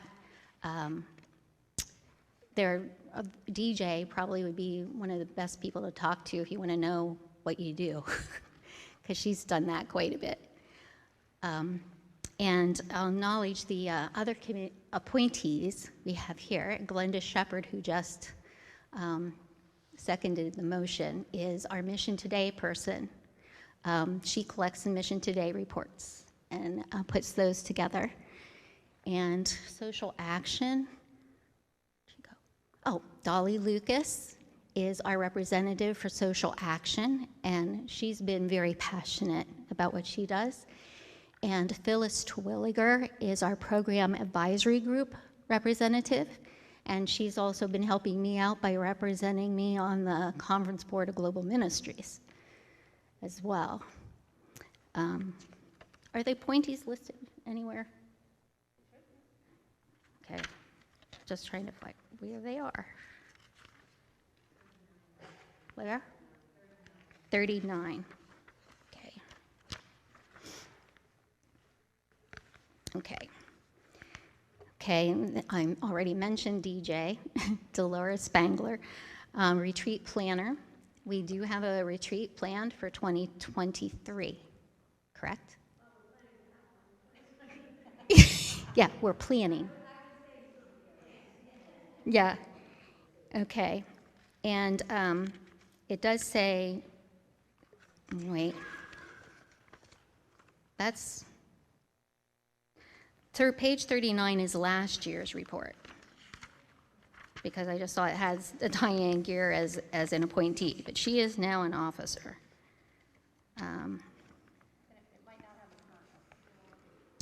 So I think I've hit everybody who is an appointee. I do appreciate the appointees stepping up and helping us with some of those specific tasks. Another thing that I would like to get, if we possibly could, is someone to do some more with the reading program. I know that's a whole different ball game now, too, as well, that we can't get the books on consignment like we did before. But we could use some help there. I also wanted to bring up that we had a member of the conference who was on the Northeast jurisdiction on the nominations committee, and she resigned. So the Northeastern jurisdiction asked if we had anybody in mind to replace her to try to keep it within our conference if we wanted to. So if anybody knows of anybody that they think might be suited to be on the nominations committee for the Northeast jurisdiction, just see me. Mary Jane made up some copies, and I have some copies of the form that we need to use for that. Okay. So then just lastly, just thanks again to Beth for all she did. This wonderful booklet. I know she worked like day and night on much of this stuff. So thank her again, and just each one of you. And do take the time to look over the other things in your booklet. There's some fun things she included in there too. And are there dates? The dates coming up are on page 51. So do also note those. The Mission U executive team meetings are those who are on the committee for Mission U. And you'll probably be hearing some more about that over the next year. If you have any questions, we can fill you in a little bit more. They're changing the way that they're going to be doing the studies a little bit. And then, of course, we have the assembly, which has already been mentioned, and the annual conference at Hershey is listed there. And then our next annual day, November 5th at Lake Manola United Methodist Church, which is in Dalton, PA, which is in the Scranton-Wilkes-Barre district. Okay, so I believe that's all I have. Oh, I'm sorry. Yes. The installation would be nice. I'm sorry about that. Okay, so call up Kathy Berkey to actually install the officers.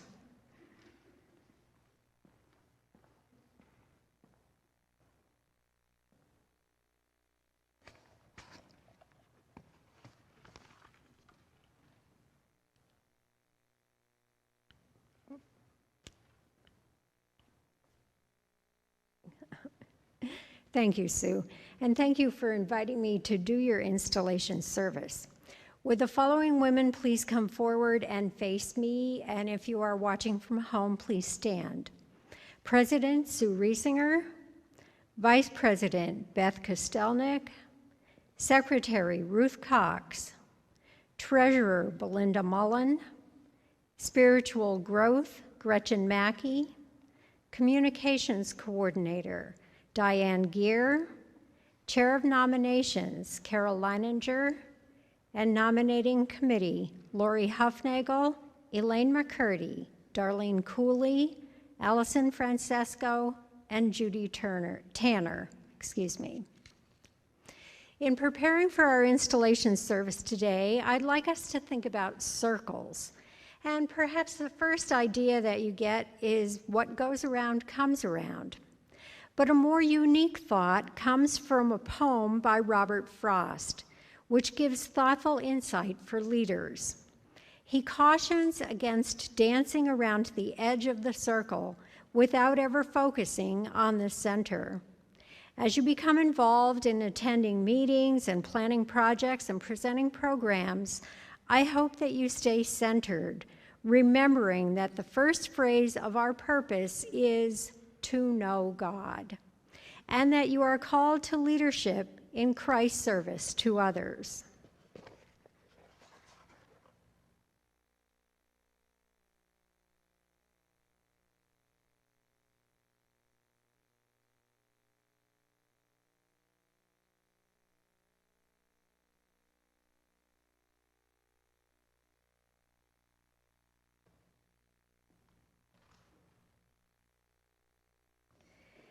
You will notice that these wreaths are decorated with acorns. An unknown poet said, "Each woman is like an acorn, having the heritage of strength from its source and the seeds of strength for growth." Your wreaths have acorns in several stages of maturity, just as each of you are in different stages of your leadership journey. Some of the acorns are young, just as some of your talents are as yet undeveloped, but are ready to mature and open up with a bit more time. Some of the acorns are fully mature, ready to grow a new oak tree. Several of you are returning officers, familiar with your place on the team and aware of the needs in the conference and of your ability to meet those needs. You will see some hollow pods. They look like little cups, a reminder that all of us as leaders are role models for others, setting an example of being open and overflowing with Christ's love. Now please turn and face those gathered here. And I want to ask those gathered here to help with our installation. With those who are seated on the outer ends of each row and along the back row, please rise.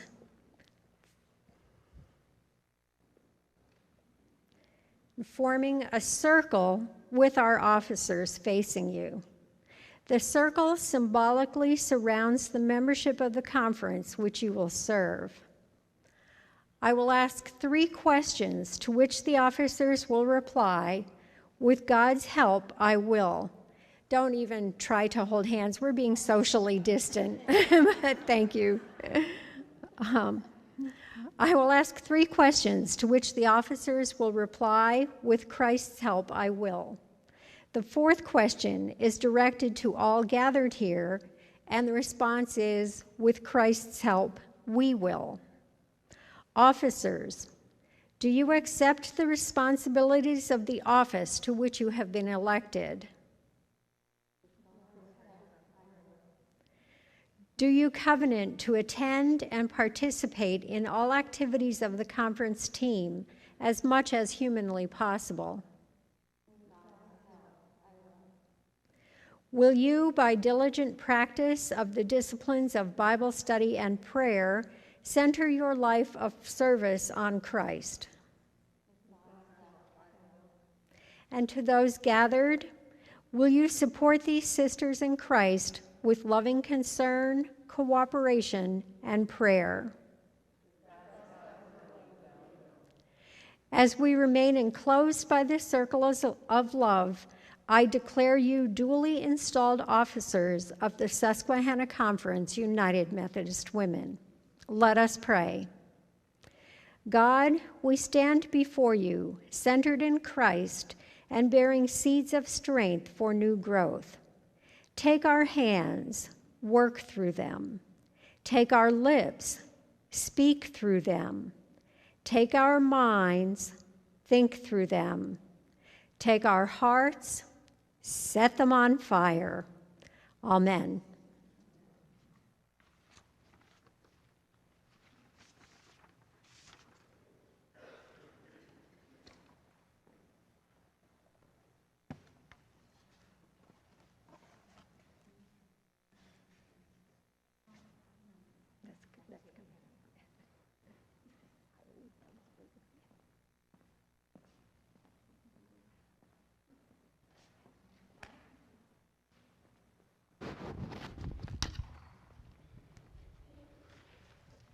Well, I have good news. We're in the home stretch. The bad news is that we are going to run a little bit over 12:30 because we have a few more videos that I'd like to view, and I hope all of you are willing to hang on for lunch just a few minutes longer. I promise the torture. No, it's not torture. May I have slide presentation 2 again? All right. What you're looking at is downtown Elmira in about the year 1900. Dr. Martin and his wife Sevilla were, come on slides, let's go.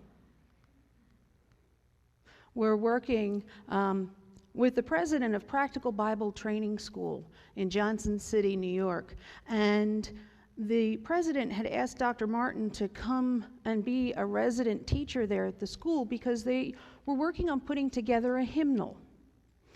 And Dr. Martin, in addition to being a music scholar, was also doing an itinerant preaching ministry. And he was to go off to Elmira to speak one particular Sunday morning, but Sevilla, his wife, was very ill. And Dr. Martin wondered whether or not he should cancel his plans to stay home and take care of his wife. And at that point, their little boy stood up and said, "Father, don't you think God's capable of taking care of Mom, and that he would want you to go and speak at that church? God will take care of her. You go." So the doctor reluctantly got his things together, and he went and completed his day of ministry. And by the time he got home, Sevilla, pictured here on my right, had written a poem. And you sang 2 verses of that a little while ago. Dr. Martin set it to music, and it became the hymn known as "God Will Take Care of You." Sometime later, Sevilla joined her husband in the itinerant ministry, and they helped to put together songs of redemption and praise. This isn't actually the first edition of the book pictured here. It's the second edition, and "God Will Take Care of You" was first printed in that hymnal during its reprinting in 1908. They had to make a trip to Elmira one day. And they were kind of happy that they were going there because some friends of theirs were there. And they stopped to visit this elderly couple. And the wife, well, she had been bedridden for 20 years. We don't know exactly what her physical ailment was that kept her unable to get away from her bed, but there she was, stuck. And her husband was wheelchair bound.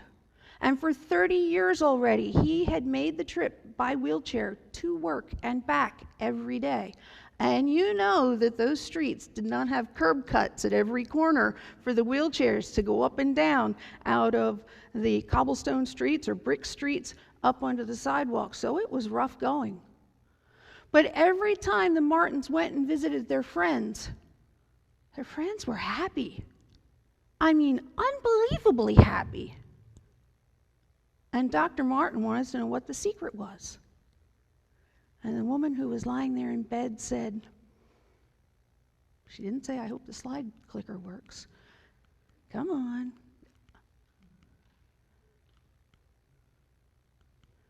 There we go. She said, "I know that his eye is on the sparrow, and he is caring for me." What better way to finish up a conversation about mental health than admitting that God knows all of it? So we're going to sing this through right now. Join with me, please. Why don't you all stand as you're able?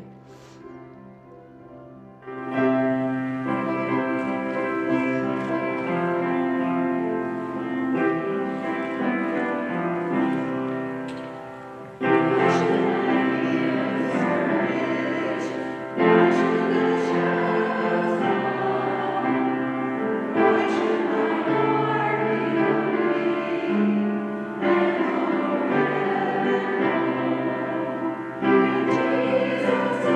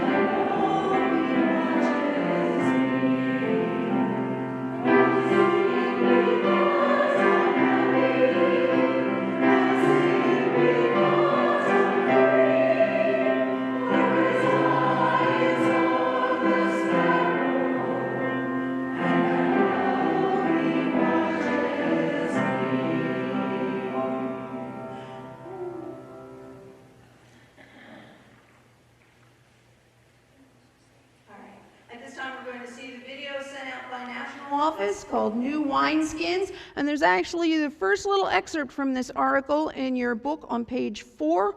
And that's an article in this month's November-December Response magazine. So take a look at this one. United Methodist Women show up to get things done, and we have for more than 150 years. Putting love in action isn't new for us. Our organization has always bravely answered God's call. We've always been spiritual Christian women taking on the hard work of the world. Together, we can do more. Today, our work starts with us. Our current brand doesn't embody the open spirit we want to project. We're told non-members don't find how we gather inviting. We can do better at making our events and meetings more engaging.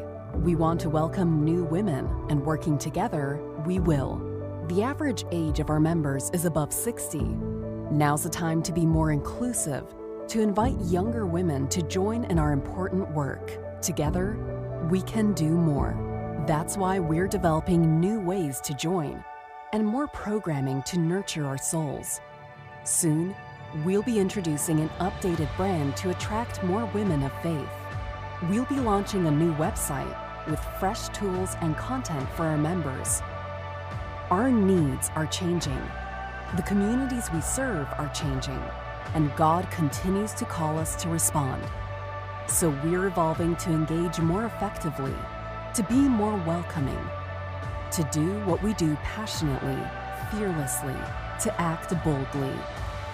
But our core work remains unchanged.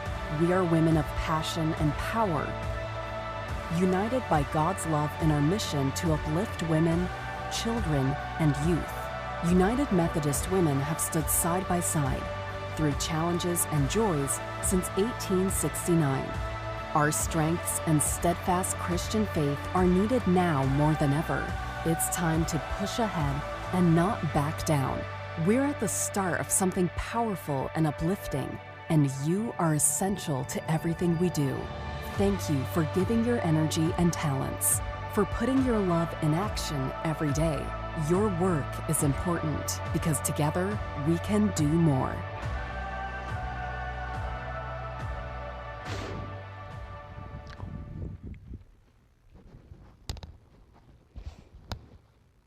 And we're back in the slideshow.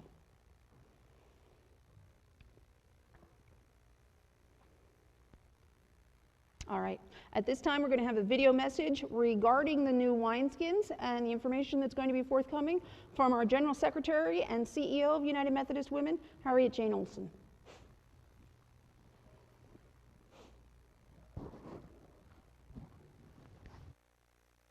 Greetings, United Methodist Women. Thank you for inviting me to your annual meeting, your annual celebration, and to your time of gathering together. It's wonderful to be with you in this fall of 2021 when we are, as always, looking back and looking forward. And one of the things we see when we look back is your faithfulness. Your faithfulness in gathering, your faithfulness in engaging in the social justice work, your faithfulness in giving, both mission giving and legacy, and the way you faithfully gather around national mission institutions and other organizations who are serving people in need. We're grateful for the faithfulness of our national mission institutions and their staff, for our regional missionaries and the work right around the world, and for all the ways that United Methodist Women make an impact for women, children, and youth in the world. During this time, we are well positioned to see the kind of impact that United Methodist Women make. How could we forget? Last year at this time, the issue of racial justice was in front of the nation. We saw in video why the emphasis on communities of color and their criminalization that led us to the school to prison pipeline was so important. We were also studying finding peace in an anxious world and preparing for the push-out study in Mission U. And this year, as floods and fires, temperatures elevated in other parts of the world, the continuing breaking apart of the glaciers are surrounding us, we know the importance of climate and just climate for all, just energy for all. United Methodist Women, I thank you for your work. It's made me reflect on one of the very first consultations I had with an expert about planning, who at the conclusion of meeting us and going through some time with staff and elected leaders said, many organizations struggle with relevance. Your issue is not relevance at all. It's engagement. It's member relationship. In the past several years, we've done study after study with members, with leaders, with non-members around the church, and we've confirmed, hearing from you and others, exactly what that expert said all those years ago. The work that we do, the commitments that we have, the importance of women, children, and youth, and the importance of sisterhood appeal to people who are not members and who know United Methodist Women's good work. But some of the things that we do, some of the ways we organize and gather are not so appealing. And so I'm very excited to say that during the coming months and over the course of the next calendar year, we will be in a position to share a refreshed opening of United Methodist Women, both to members who want deeper engagement and non-members who want to find out how to join. Now, you know that while we're working on all of this, there's change afoot everywhere, but also in the church. And one of the things that we're doing is preparing for all women who are now members of United Methodist Women, no matter what decisions their congregation might make or their annual conference or the general conference, to stay at home in United Methodist Women.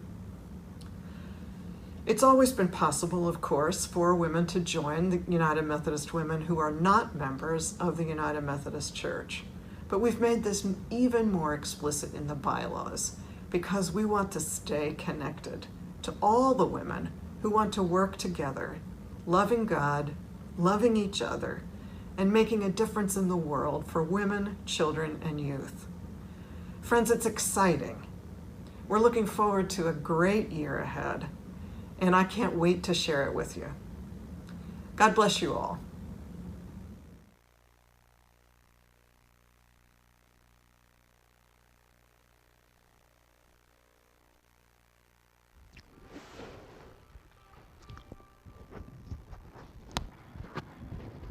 Edward Joy became a colonel in the Salvation Army in England in the early 1900s. Eventually, he emigrated to Winnipeg, Canada, and he would talk and actually wrote a book about how William Booth, the founder of the Salvation Army, was harshly criticized by the enlightened church of that day because of his radical solutions to reaching the poor and impoverished. We don't know a lot about Edward Joy's life other than his activity with the Salvation Army, but he wrote a hymn called "Is There a Heart O'er Bound by Sorrow?" Now, this one is not in your United Methodist hymnal, and that's okay.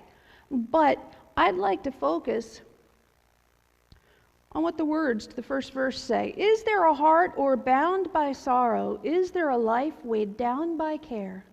Come to the cross, each burden bearing, all your anxiety, leave it there.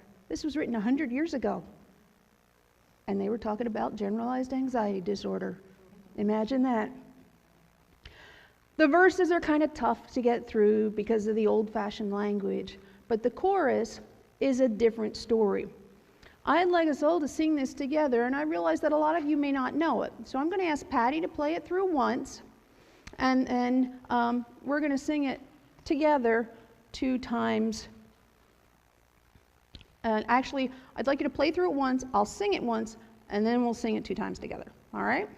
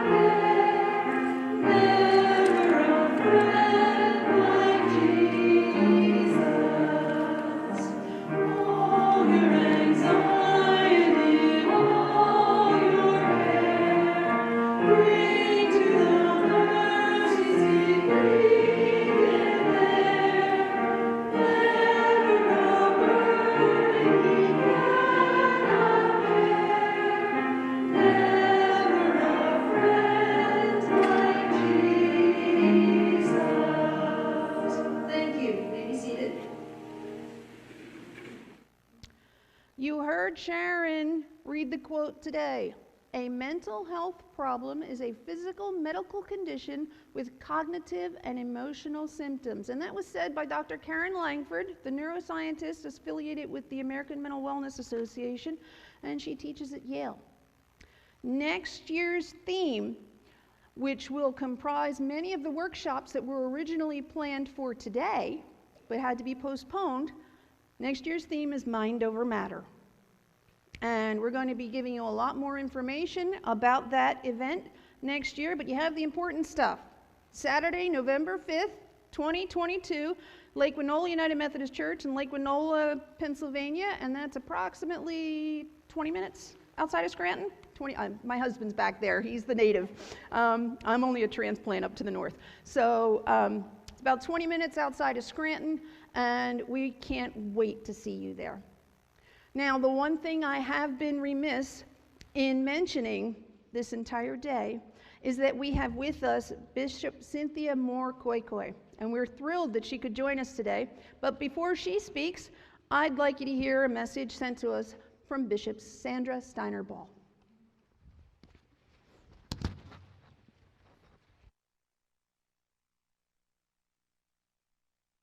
Joy to meet you, greet you during your annual UMW Day. I'm sorry I can't be with you in person. Hopefully I'll be able to do that next year. But let me commend you on your theme, being champions of mental wellness. What a wonderful theme in which to participate and to talk about. When I think of mental wellness, mental health, there are a couple of scripture readings that come to mind for me. First one is from 2 Timothy 1, chapter 1, verse 7. For God gave us a spirit not of fear, but of power and love and self-control. This verse really sums up a calling as a Christian, Christians who have challenges with mental illness, mental wellness, mental health. People who have those challenges take comfort in the knowledge that God has seen through thought and image and knows our fears and our anxieties, and that God goes with us through all of our challenges, and our challenges specifically with mental well-being and wholeness. God gave us a spirit not of fear, but of power and love and self-control.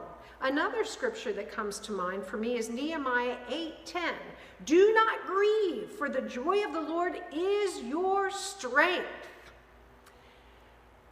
When we are having challenges, championing mental wellness, we need to draw our strength from somewhere. Well, sink your anchors deep with God, because God is our strength as we work through championing mental wellness, mental wholeness. And from Philippians, do not be anxious about anything, but in everything be by prayer and petition with thanksgiving. Present your requests to God, and the peace of God, which transcends all understanding, will guard your hearts and your minds in Christ Jesus. Everything by prayer and petition with thanksgiving. Present your requests to God, and the peace of God, which transcends all understanding, will guard your hearts and your minds in Christ Jesus. Jesus was a champion for mental wellness. Jesus was a champion for the wellness of body, mind, and spirit. Sometimes we need a blessing to say we are loved, loved, loved, loved as we are, and were yesterday and will be tomorrow. Isn't that the message we need to hear, all of us, but especially as we're working to be champions of mental wellness? We need a blessing to say that we are loved, loved, loved, loved, loved, just as we are. One of the gems I found in the midst of working with mental wellness is a book called The Cure for Sorrow by Jan Richardson. It's a book of blessings, and it falls like summer rain over the driest times and parched places of our lives. A blessing sometimes seems to counter those moments of grief and sorrow, those moments when we're wrestling with our mental wellness. But a blessing can help us perceive how heaven infuses earth and daily life. Heaven is part of those everyday challenges of our lives, even when that life is marked or struggling with some kind of pain. So, as I greet you this morning, I'd like to share one poem prayer from Jan Richardson for today. And it reminds us that even in the most challenging times, there is a blessing to be had, even when the world deems us as mild to moderate failures. There is a blessing to be had. This particular prayer blessing is entitled, "The Blessing You Should Not Tell Me," and I think this particular prayer poem speaks to being a champion or working towards being a champion of mental wellness. Do not tell me there will be a blessing in the breaking, that it will ever be a grace to wake into this life so altered, this world so without.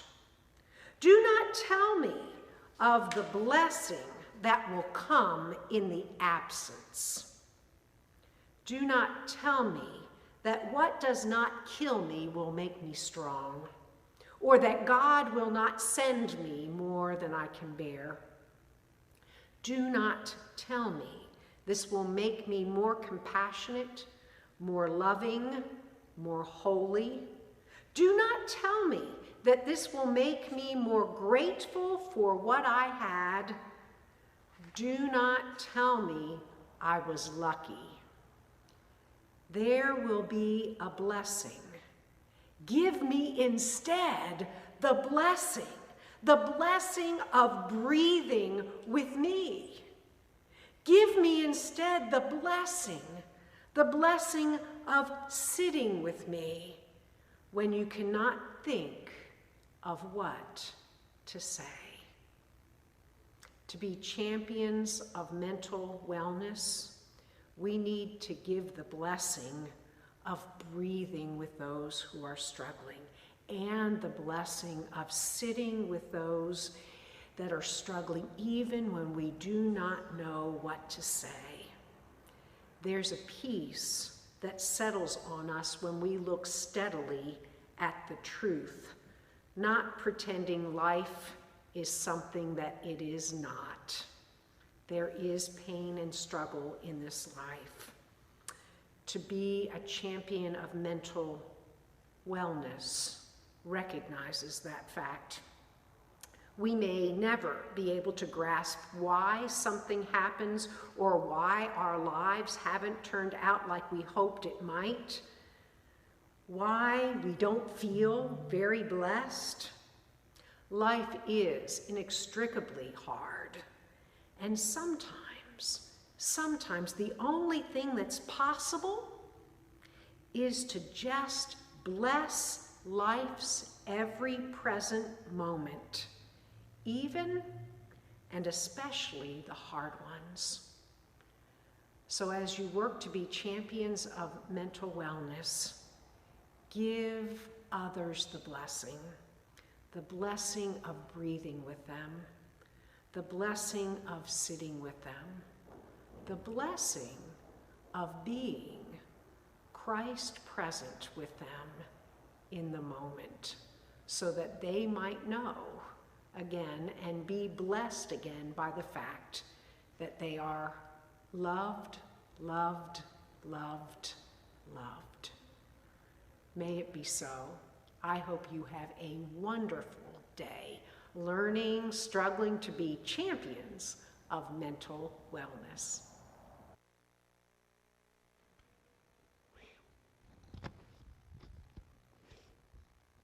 Our appreciation to Bishop Sandra Steiner-Ball for that wonderful message. At this time, I thank you so very much for coming out to be a part of our event today, for joining us online. And the last thing we would like to do is invite Bishop Cynthia Moore Koikoi to come up and offer our benediction, and if she doesn't mind, grace for lunch for those of you who are staying to enjoy that. And after the bishop is done, we will end our YouTube live stream. So we thank you for joining us. And at this time, I turn it over to Bishop Moore Koikoi. Thank you so much. What a joy it is to be here with the women, amen, and the men that support them. And Sharon, what a wonderful presentation that you have. Thank you. We praise God that you answered your call. Praise God for that. You know, I often talk about how lay folks have just as pronounced a call on their lives as do our ordained clergy. What do you have to tell me? I didn't answer it at high school graduation, and then 5 years later, my baby sister got sick, and God caught me. So I wasn't, I think that I didn't do it right away because I thought people would think I was mentally ill. But when Mary Ellen got sick, I said, I'm in it for life. So I didn't want to end with not being completely honest with everybody here. So here's my confession. I knew that I had a call on my life in high school also to ordained ministry. And I spent 17 years as a school psychologist. And God has used that training to help me in the call that I now have on my life. And so God didn't waste those 5 years at all. God used those to help prepare you even more fully for when you did, in fact, answer your call. As Bishop Steiner-Ball did say, Jesus Christ was the first mental wellness champion, going around healing and teaching about mental health. They had different terminology, different words for it then. They called it evil spirits, demon possession, all kinds of things. But Jesus Christ was a healer. And he chastised those who would chastise those who needed healing. And so we are so grateful that Jesus set that preparation. I just want to read a scripture to you from the book of Luke, the 8th chapter, the first couple of verses. Soon afterwards, he went through cities and villages, proclaiming and bringing the good news of the kingdom of God. The 12 were with him, as well as some women who had been cured of evil spirits and infirmities. Mary called Magdalene, from whom 7 demons had gone out, and Joanna, the wife of Herod, Steward Chusa, and Susanna, and many others, who provided for them out of their resources. These women who had mental health struggles were actually the backbone of the early Christian movement. They were the women who resourced the movement so that the apostles could go out and disciples could go out and do what they were called to do. It's tremendous to think that God uses all of us for God's work. I know we're running late, but I need to tell you my story. I come from a family, both sides of my family, on my mom's side and my dad's side, where hypertension, diabetes, depression and anxiety run in our family line. My great-grandmother used to always say that she loved the man who invented the bed. Now, we joked about that as a family, but what she was really saying, what she really was crying out was, I'm depressed. I'm depressed, and right now the only place I can find solace is laying in bed. So I made a decision that I was going to care for myself. So I have, since college, had a therapist. And there have been times and moments that I have been on medication to help my brain produce the serotonin that it needed to produce. And every year, I go for a mental health checkup just to make sure everything's okay. I go to my primary care physician, and she does blood work, and she takes care of all those things that she needs to take care of. And I go to my therapist, and we have conversation to make sure that I'm taking care of all the things that I need to take care of. And there have been occasions when my therapist has said, you need a prescription. Go back to your primary care doctor. Go to the psychiatrist. You need a prescription because something's not quite right now. And I've taken the medication until my therapist and I, or my primary care doctor and I, said it was okay. God gives us tools, methods for healing. We would be rejecting the work of Jesus the Christ, who was the first champion for mental health wellness, if we don't take advantage of those tools, or if we chastise those who do. I've been called to be a champion. I've been trained by some of the best, but most importantly, I've been anointed to do this work also. I hope you feel anointed to do that work today, too. Won't you pray with me? Almighty and most gracious God, we are just so thankful and so grateful for the ways in which you show up and have shown up today. We thank you for all that we have learned and all that has been affirmed. And we thank you for the challenge that has been issued to each one of us. God, I don't know what challenge you have laid on the hearts and minds of any of the women that are here today or the men that have come to support us. But I would ask that whatever the challenge is, you also send a reassurance that we are equipped and tooled and resourced to meet that challenge. So that this day, this morning, won't just simply be a time of good fellowship, but it will be a time of great transformation as we, your disciples, go out and infiltrate the world, being champions for mind, body, and spirit for complete wholeness.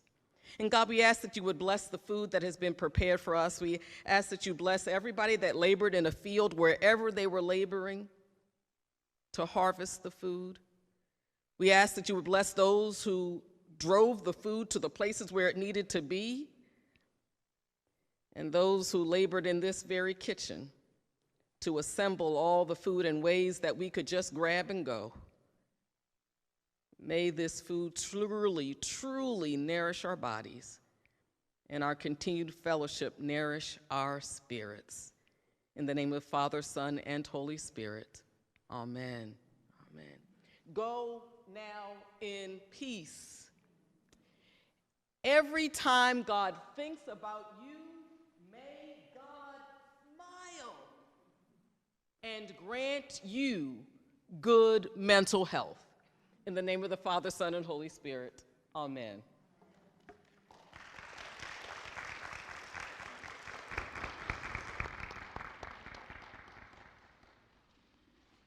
For those of you who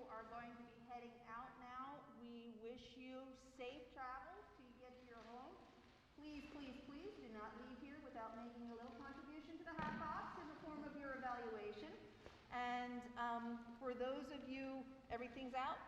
All right, our unit president over here, Heidi, is saying lunch is a go. For those of you who are remaining here with us for lunch, everything is labeled. Your sandwiches and your snack and our desserts in the bags too. Surprise desserts are in the bag as well. Everything is prepackaged. For those of you who asked for pretzels, I owe you my apologies. I could only find stuff and pretzels in one mix. I couldn't find plain old snack bags of pretzels. I don't know what all happened to them, but they're gone. So, we did the best we could to find you a substitute. Your beverages are the table on the right.